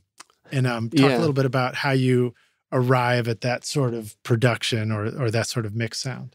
Yeah, sure. I can't remember exactly what was going on that tune, but like that record as a whole, that Generationals record, there definitely were a couple songs where there was like a loop that then a live drummer played on top of, and then yeah, like you say, you might even overdub a fill just to make it like a feature. Like it's not intended to feel like has continuity with the drummer. It's intended to feel like this special moment. I think about like Burning Down the House, you know. Yeah, like totally. Big tom fills. Yeah. How often do you find yourself needing to create that kind of dichotomy between, or the juxtaposition between, you know, the centerpiece kick and snare versus these wild fills? And is there part of your process that allows you to do that easily? Yeah, I feel like, how do I know when to do it? It's really like what the song is asking for to happen, you know? So I think I forget how those songs go, but like, for example, a generic song might, oh man, it feels like this fill should be an event. And then, Right. so yeah, if there's any special processing for that fill, it might be as simple as, so on my drum parallels I have on faders, I can just like automate some of those up, and sometimes that'll bring out some cool ambience or distortion. Mm-hmm. Or sometimes I might, duplicate the fill track and then have those being sent, like, so I can kind of like we were talking about tailoring what gets sent to us effect specifically. I might duplicate a track, and so I can dial in the sound of that fill and then send it off on its own, so where it's not like affecting the blend of the whole kit, but it's just its own special kind of send. But then Right. sometimes So like it's you just, might just take the tom tracks and tom tracks, put them on their own track, and then you can do whatever crazy idea you had just from the toms. or a snare track, its own separate track that feeds like an ambience that's like its own thing. But then sometimes it may be just as easy as like, oh, I'm going to put a send on the tom track and I'll just automate the send up for the one hit, It kind of depends what needs to happen, really. Do you sometimes find it's useful to just not even be thinking about the final mix, but you're like processing the drums entirely in craziness, and then you're just printing that to another track to see like what accidents you stumble on, and then you just cut and paste that into the production or mix? That's cool. I should try that. I don't think that answers that question. Yeah, I don't think, because I just want to try whatever you're doing for your mixes. That's what I want to try. Yeah, no, that sounds cool. I have done that a little bit in the past, where I'll like route a drum kit through a synth or something, or like a filter, a weird like a pedal or something, and just do a print of it, and then we'll just splice into C. But I think if we're talking about more traditionally sitting down to mix a tune, my mind isn't necessarily going there. If I'm more like a producer in a track, maybe my mind would go there. Right. And it definitely has, right? Like I can think of a couple, like now that we're talking about it, I'm thinking of this thing I worked on a couple months ago where it's like, oh yeah, the sound of this kit is definitely being sent to some dark echoes, and that percolation is part of the groove, So you're finding a way to do that in the creation of the drum track. Yeah, I'm kind of sometimes that's happening as a post-production process, Okay. It might be like sending mics to echoes, and then those echoes may become like extra drum mics, like they're like, I consider them like part of the track, like the foundation of the drums, I feel like a good reminder to us too is, again, that like, don't make it too complicated when you want to stay in the flow. It's like, whether we're producing or mixing, a lot of times the best stuff comes to us when it's kind of easy to do. In some senses, I think you're right. And I think, so much of part of our work is kind of based around trial and error, right? Like you're making decisions and then you're reacting to them.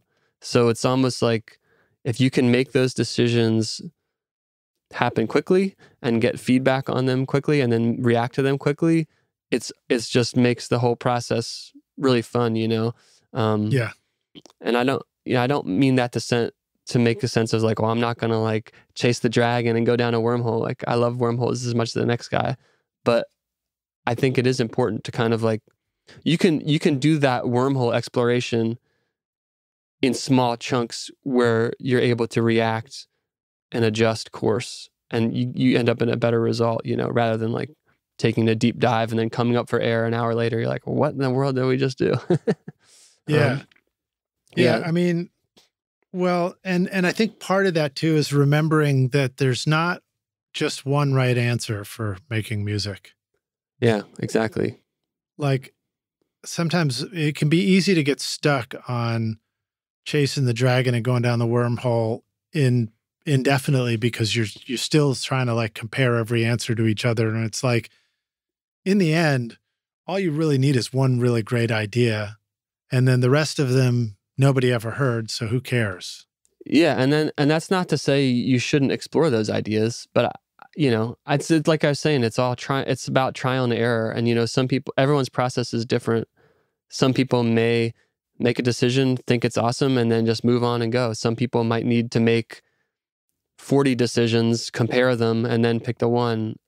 Whatever gets the paint on the canvas, it's all valid. But yeah. To your point. Yeah, and I like that. Well, and then it's like, even if you're making 40 decisions, find a way where you can still make those decisions quickly. So you can stay in that flow. Yeah, I think it is important to sort of think quick. Like I was saying, like trial and error, make a decision and react to it. I feel like when I was younger, I definitely would kind of stay in the wormhole a little bit longer. And then the more I did it, I realized it's a lot more beneficial to kind of come up for air more often, make decisions, course correct if I need to. And it just got me to where I wanted to be in a maybe better, more healthy way, I guess.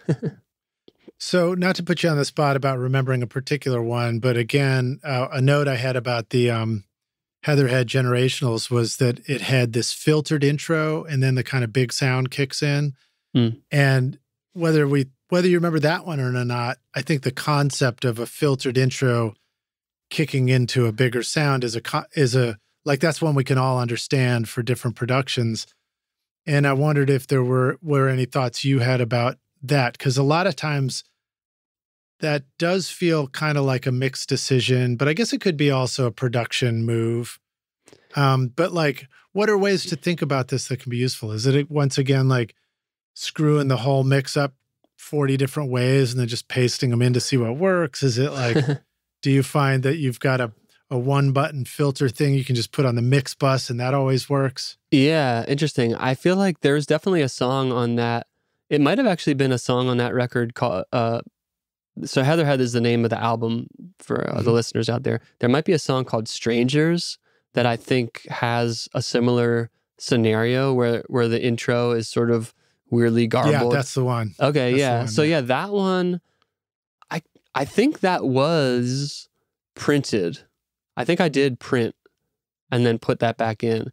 And I actually have since experimented with ways to do that on the mix bus with like a wrapper plugin that has a wet dry knob, so I can kind of like have a global wet dry for weirdness on the mix bus, which is kind of cool. But yeah, that particular tune was definitely printed, and then and I think it had that sort of a little bit of that things we learned from DJs element, where it's like, DJs would just filter out, they'd basically have a high, mid, and low EQ on their DJ mixer, and they just filter out the lows on a record and then bring it back in, or filter out the highs and sweep them back up. Madonna had one of her hits was done like that. I forgot the song, maybe it was the DJ track, where it was like the verse, it was just filtered down, and then it just, like, you could hear it just opened up the highs for the chorus, and it's the same groove. I mean, yeah, and that's such a cool trick, Yeah, they're like, they're simple. I think at the heart of it, it's about sort of not messing with, I don't want to say messing with, but just sort of like experimenting with the listener's expectations, right?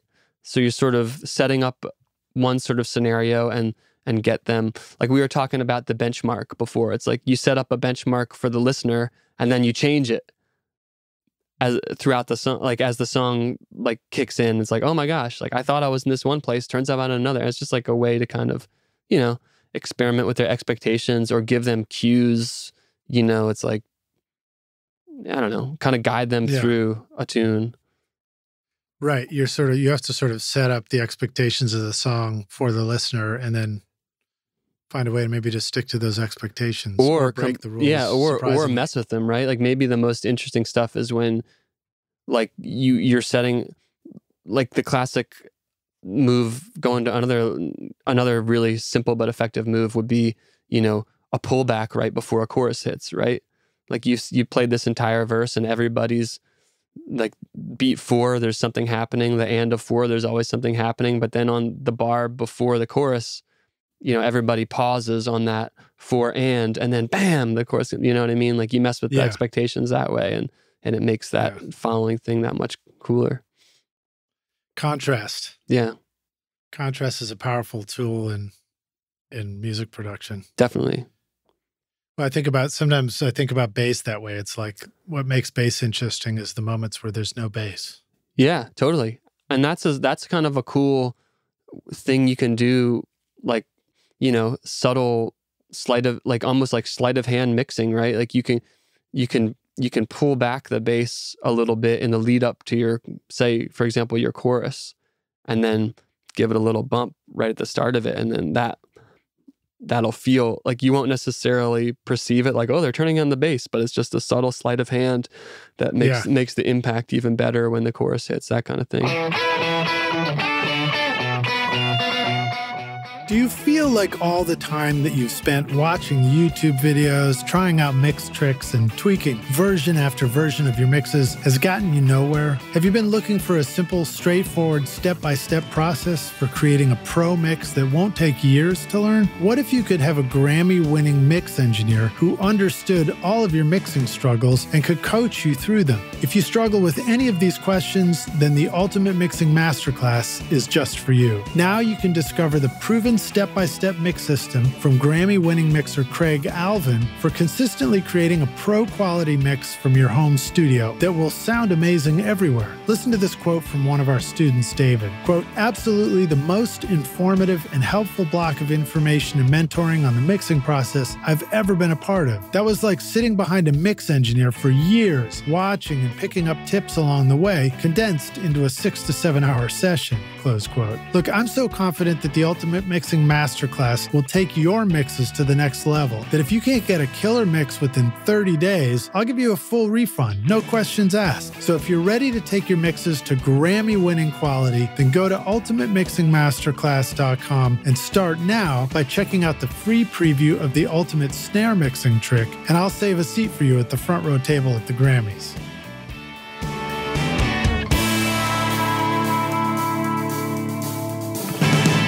Yeah, there was I believe somebody was talking about mastering, maybe even doing that, where you slowly decrease the stereo level 1 dB from the beginning of the verse to the end of the verse, so that when the chorus hits, it leaps back up again 1 dB. Yeah, I definitely done that on the stereo fader for sure. In a mix. Okay. Like, pull a bridge back or pull a pre-chorus down like a tiny bit over the course of the pre-chorus. That's cool. Yeah. Great tricks, man. You've been doing your homework, Nick. Let's talk about drums a little more. What are some other things that you find really useful in your drum mixing template? What kind of stuff might you have at the ready that's going to be helpful? Yeah. So I have, similar to the vocals, I have a series of parallels. Some of those parallels are set up to be sent from like individual tracks of the drums, and then there's a few parallels that I like that operate on the kit as a whole.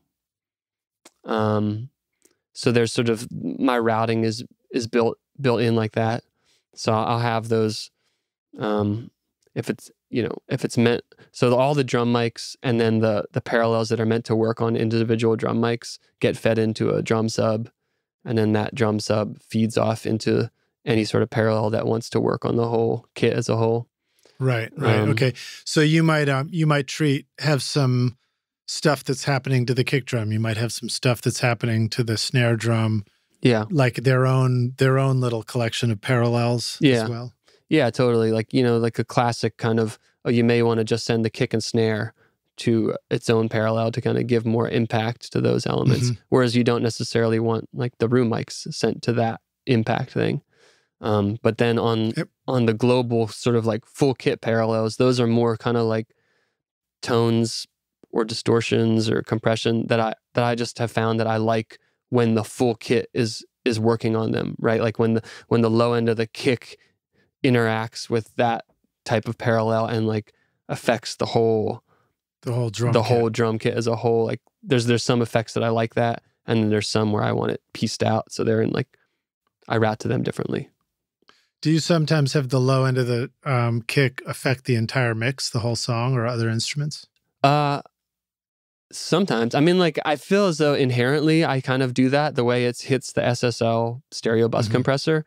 Just inevitably, like, the low end is working on that, and it can be super cool, you know, if there's a groove and then that low end hits that SSL compressor, and the way that envelope works is kind of like, you know, Rockstars, you can't see it on the video, but Nick's doing a cool wavy dance with both his hands there. Yeah. It was like sea eels doing a mating ritual dance or something. Yeah, you know, in the deep ocean. That's how we do it. But, you know, I mean, I feel like, yeah, it's funny. Sometimes I love, there's a lot of talk about like, oh, you filter off the low end to let the compressor work, not be informed by that low frequencies, but it can be really useful sometimes to have those low frequencies, especially if those low frequencies are the pulse of the song. To have that pulse then informs your envelope compression. That's when you start getting that cool stereo bus, especially with the SSL bus compressor. That's where you start to get that groove from the compression, which can be really neat. Yeah. Nick, once again, is doing the bounce. He's kneading the pizza dough right now. Yeah. Okay, cool. So parallel stuff for the kick, parallel stuff for the snare. Do toms get anything special? Like I've heard some mixers talk about having a separate reverb send just for the toms, like that. And what about when you want to have that just kaboom verb kind of thing on your snares? Okay. What are some ways that you prepare for that? Yeah.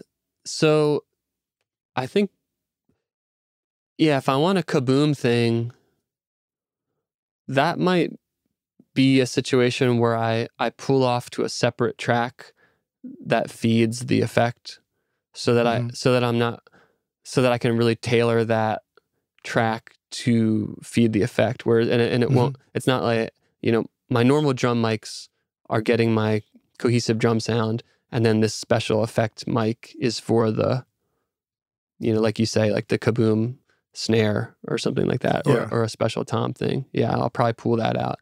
But, you know, I definitely, you know, I'll usually at first just try sending it from the track, because it's like, oh, this will be easy. Let me just automate the send up. And then it's like, oh, it works. Sweet. I can move on. But it's like, oh, not quite there. All right, well, I got to dig in. I tried the simple method first usually. Well, so when I said kaboom, that probably implies like the, you know, some occasional dub move or something on the snare. Okay. But what about the stuff where it's just like snares seem to have this uncanny need for their own reverb or something like that in a rock track. And then, you know, you get there and sometimes you're like, God, I hate it. Why is it so hard to find? I can hear it in my head, but it's so hard to find something that's fitting. Yeah. Do you, is that a fair question to ask? And do you find some things that are useful to making the snare just sound exciting in a cohesive drum mix? Yes, I do. I think I have a few sort of go-to things. I feel as though sometimes what you're talking about, I may be getting out of some of my full kit parallel, like saturation processes. I sometimes get some ambience out of that kind of gives that excitement. I also have a couple reverbs in my drums area of the template that are ambient, like just drum ambience that I might feed to get exactly what you're talking about, where you kind of just get like a halo, if you need more of a halo around a kit kind of thing. And so that might get sent from, it all depends at that point. I might send it from the snare mic. I might just add the room mic to the ambience, and that excites it. Sometimes that can actually sound more natural, you know, like if you're sending an ambient mic to additional ambience, it just kind of like gives it more bloom versus like a pa pa kind of thing. But then again, I may do a scenario like, oh, I need to actually just trigger a snare sample that may not be going to the cohesive drum sound, but it may just be tailored sonically to hit a reverb in a way that gets like, you know, maybe I don't want the body of the snare in the reverb, but I do want the sizzle of the snare in the reverb. So I'll like process a sample to be just that, or pull out the the snare mic track, duplicate it, and then process that in a special way to hit that reverb. Right, and that you might want that effect to be very consistent too, which a sample is good for.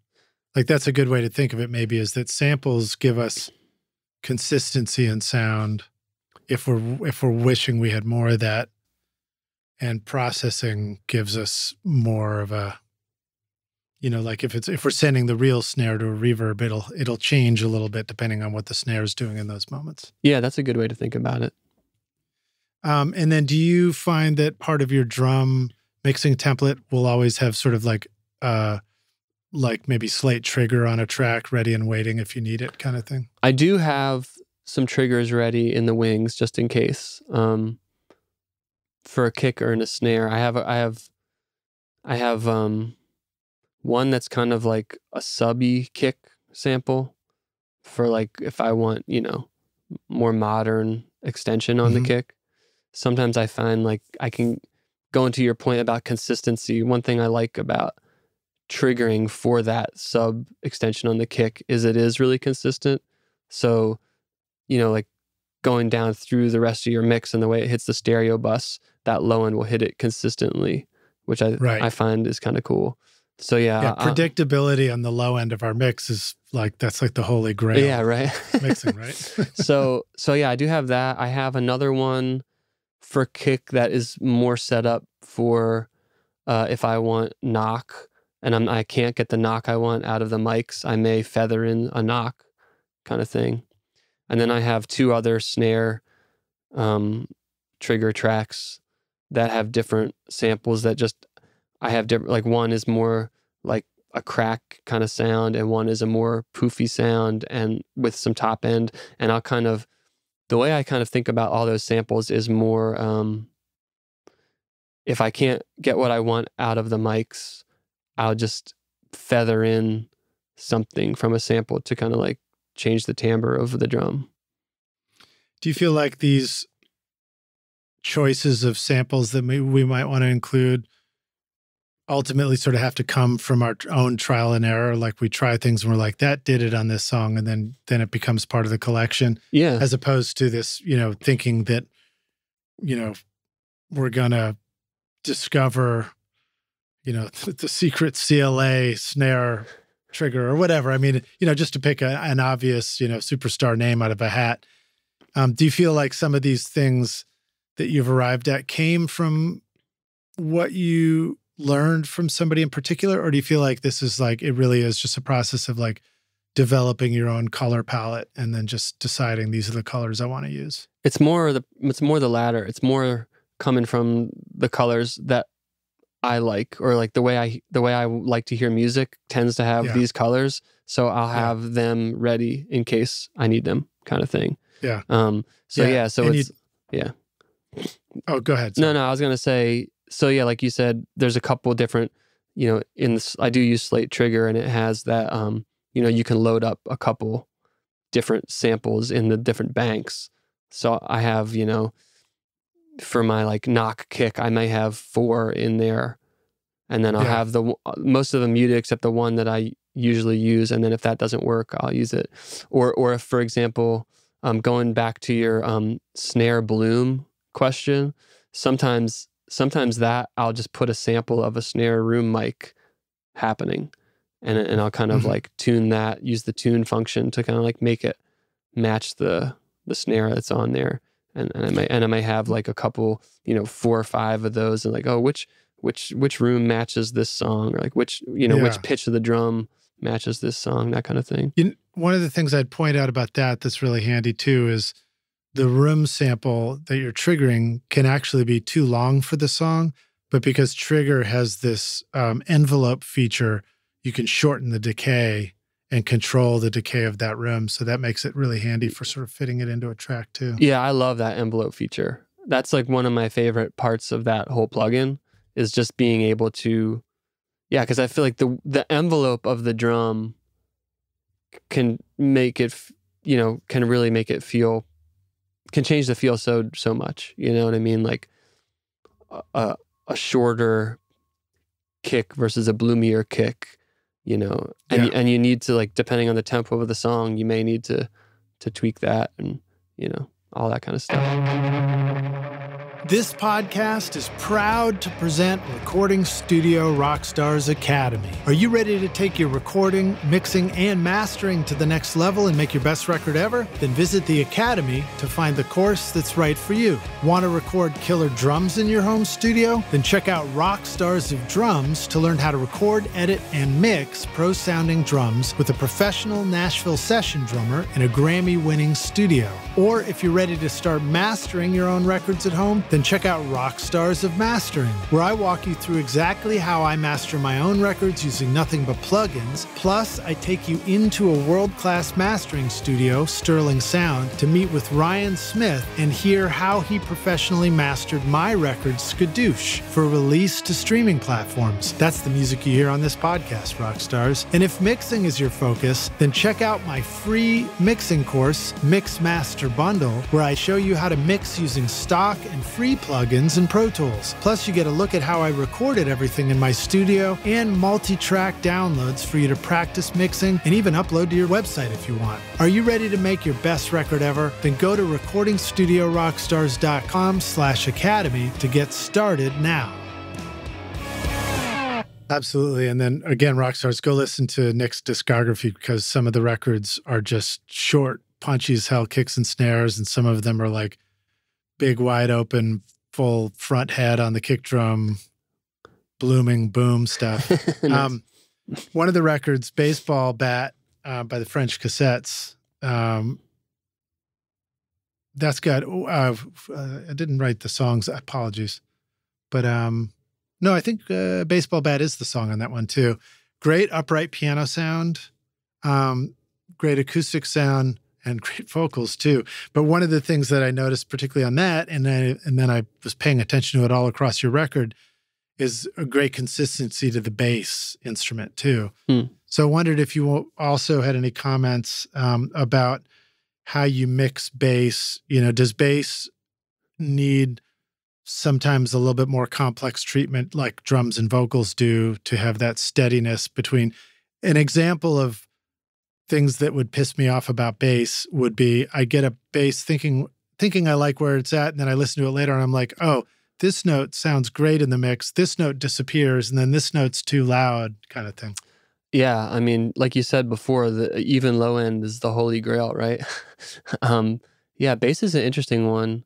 I mean, but before I get into that, just again, quick shout out to Mackenzie and the guys in French Cassettes, because those, like, their sonic vision was so dialed, and I got to give them total credit. Like, I just helped them get it across the finish line, but their sounds are awesome from the get-go. Awesome. Anyway, yeah, low ends. Yeah, man, bass. It's tricky. It's funny. Recently I've actually been trying to simplify my bass approach. I had done some stuff, before, like, oh, let me try parallel with the bass or try setting it to distortion for some better mid-range. And now I'm in like a phase where I just kind of want to try the least amount of stuff to it. and yeah. But to the consistency level, or the consistency question, I have the one sort of new thing I've been experimenting with is using soothe just on the bottom frequencies. Right. And with a slow release. So it's sort of like, the way that plugin works works really great for that scenario you just described, where you might have a note that's popping out on a bass or a note that disappears.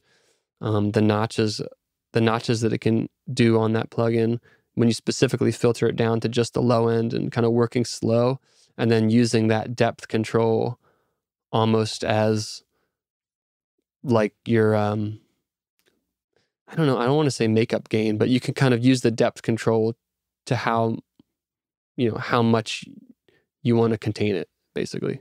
Right. So in other words, it'll treat the wolf tones, the loud notes, it'll push those back down. Yes. So that the quieter ones we're able to set it based on the weaker notes, I guess is a way to say it. Yeah, and I feel like you can do that with the normal traditional multi-band compressor too, or you can, like even with a regular compressor, sometimes you can you don't need to get fancy with it because the note like that will stick out will inherently be louder, and that's the thing that triggers the compressor to like pull that one back down. So it's like you don't need to immediately jump to the crazy like notch filter thing, but it definitely is a modern tool that can be useful for that scenario. Yeah. Do you ever sometimes split frequencies on the bass so that you're like treating mids and up versus lows and lower? That's really not a gut instinct of mine. I've tried it a few times. I kind of experiment for it, but it's not a gut instinct of mine. And yeah, like I said, right now I'm in this phase of just trying to try to do less is more. Kind of, yeah. I think it comes from just like, yeah, I don't know what it comes from, but it's like, I guess maybe I just not been into my bass sounds recently, and I'm like, let me just go back to basics. No pun. Yeah, well, look at you, go back to basics. I'm sure that the not being into what we're doing anymore is a shared feeling by all of us. I mean, to me, it's the very essence of the drive to continue being creative and try and improve what we do. If we were happy with everything, we'd stop trying to change things and move forward. Yeah, man, you got to stay curious. And it's such a fun profession to like, there's endless curiosity. You know, each time you peel back a layer of the onion, there's even more fun stuff to figure out in there. Yeah. Do you have a way of discovering new and interesting music that you go through? Man, I really rely on my friends for that. I sort of have I have a group of friends that we share tips on like, oh man, did you hear this? Did you hear that? So I don't necessarily do as much detective work on my own these days. I kind of rely on my friends. Sometimes when you spend a day immersed in music, sometimes you want to just go home and not necessarily do some musical detective work. Yeah. But just watch a sci-fi movie. Yeah, so good excuse to have a bunch of friends with great taste, right? And then makes it easy for you. So let me ask you one last question about your discography. You Sleep Tight and I'll Sleep Tight. Oh yeah, by Nick Krill. That's a beautiful track in there. What's the story with this great piano vocal lullaby? Yeah, that's exactly what it is. That's what like my son would say at bedtime. You sleep tight and I'll sleep tight. That's great. And then one day my wife and I just sat at the piano and recorded it, a little tune of it. And then yeah, I think I did it as like a social media post. And then a friend of mine was like, you just put that on Spotify, man. Like I want to play that for my kid. So I did. That's great. Was it actually like an iPhone, like a voice memo recording? Or is it the lowest fi thing? Just like great. Yeah. Did you do a little bit to it as you release it for Spotify? I probably did. I probably got the level up, and I probably did a little bit of like mess with the timbre a little bit. And I made it long enough so that it would be accepted on Spotify. Because the first time I posted it, they're like, you can't do this. It's too short. So I was like, all right. I had more of a fade out to it then. That's funny. Well, so Rockstars, that's a good takeaway, because if you're ever curious about like, what would it sound like if I just recorded us on the iPhone with voice memo as part of my record? Now you've got an example. It's in the playlist. You Sleep Tight and I'll Sleep Tight. You can go listen to it. You can hear what it's going to sound like if you let that be your $10,000 mic. Yeah. I guess it'd be your $1,000 mic. Yeah, I feel like it fits. It's just, it's what it is. It was a natural occurrence, and it kind of feels like it's charming in a way to be kind of grotty. It is. All right. So this last question, Nick, is hypothetical. You've been here before. We're going to take you there again. Mm-hmm. We're taking the Wayback Studio machine, and you get to go back in time and find young Nick Krill.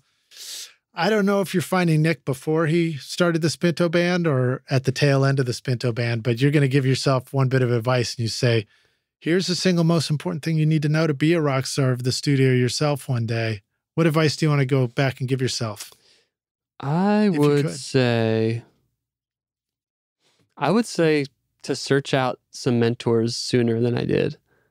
I feel like I had friends who are in recording, like obviously like you and Robin included, but like a real kind of more intense mentor-mentee relationship is something I've really only started exploring in the last few years, and found it's really, really valuable. You know, so I would say I would try and search that out sooner. Shout out to, yeah, like I mentioned John Paterno before. Another friend of mine, Damian Taylor, is like a really Damian's cool awesome. sounding board, you know, on studio stuff and sort of life, studio, business perspective kind of stuff. So yeah, I think it would just be that. It would be search out some mentor relationships sooner, just to like get more perspective on the world of recording and business of recording, the life of recording. You know, it's such a, working in this field and being, you know, a solo freelancer, like running your own small business is such it's such a, I don't know how to describe it. It's humongous. It's like so many interlocking facets of life. And to kind of like get perspective on all of those, I think you need to have outside people say, hey, did you ever think about this? Like, you know, you really love your mix template, but hey man, did you look over here at this thing? This is kind of important too. You know what I mean? It's like that kind of thing. It's just really valuable. Well, and then things change too, because, you know, if you get older and maybe you get married and have kids, and then those become parts of your questions about intermingling with a life of recording too. Yeah. So it's great to have known you for that long too, Nick. And it's really awesome to have you on the show with us. And thank you for joining us and sharing all these awesome insights into mixing. Now I'm going to like as soon as we're done, I'm going to like rush down to the studio and be like, oh, what did you say? You know, I got to put that into my mix template. Let the rock stars know how they can go find you online. If they've got a record that just desperately needs an amazing mix, or they just got questions for you, where can they find you? Yeah, I have a website, nickkrill.com. That's pretty one-stop shop. I have an Instagram account that is Nick_Krill, where you can sort of follow along if I post little session things here and there. I say those are the two top zones. Yeah, awesome. My website, you can email me directly. Happy to talk to anyone. Awesome. And I did notice there was another Nick Krill on Instagram, but you're not the one holding the giant fish in the photo. No, that's not me. Awesome. I'm holding the memory. Thanks for hanging with us, man. It's great to see you again. Yeah, thanks so much. Thanks for listening. It's so fun to talk to you. It's so fun to have known you all these years, and an honor to be on the show again. I really love what you're doing. Just sort of an oral history of music making is such a cool little document to have. So it's an honor to be a part of it. It only exists because you're willing to be here and talk to us for 2 hours. So we really appreciate it, man. Hey, I love talking about studios, man. You can't stop me. You can't stop me. All right. Good to see you, dude. Take it easy, man. Cheers. See ya.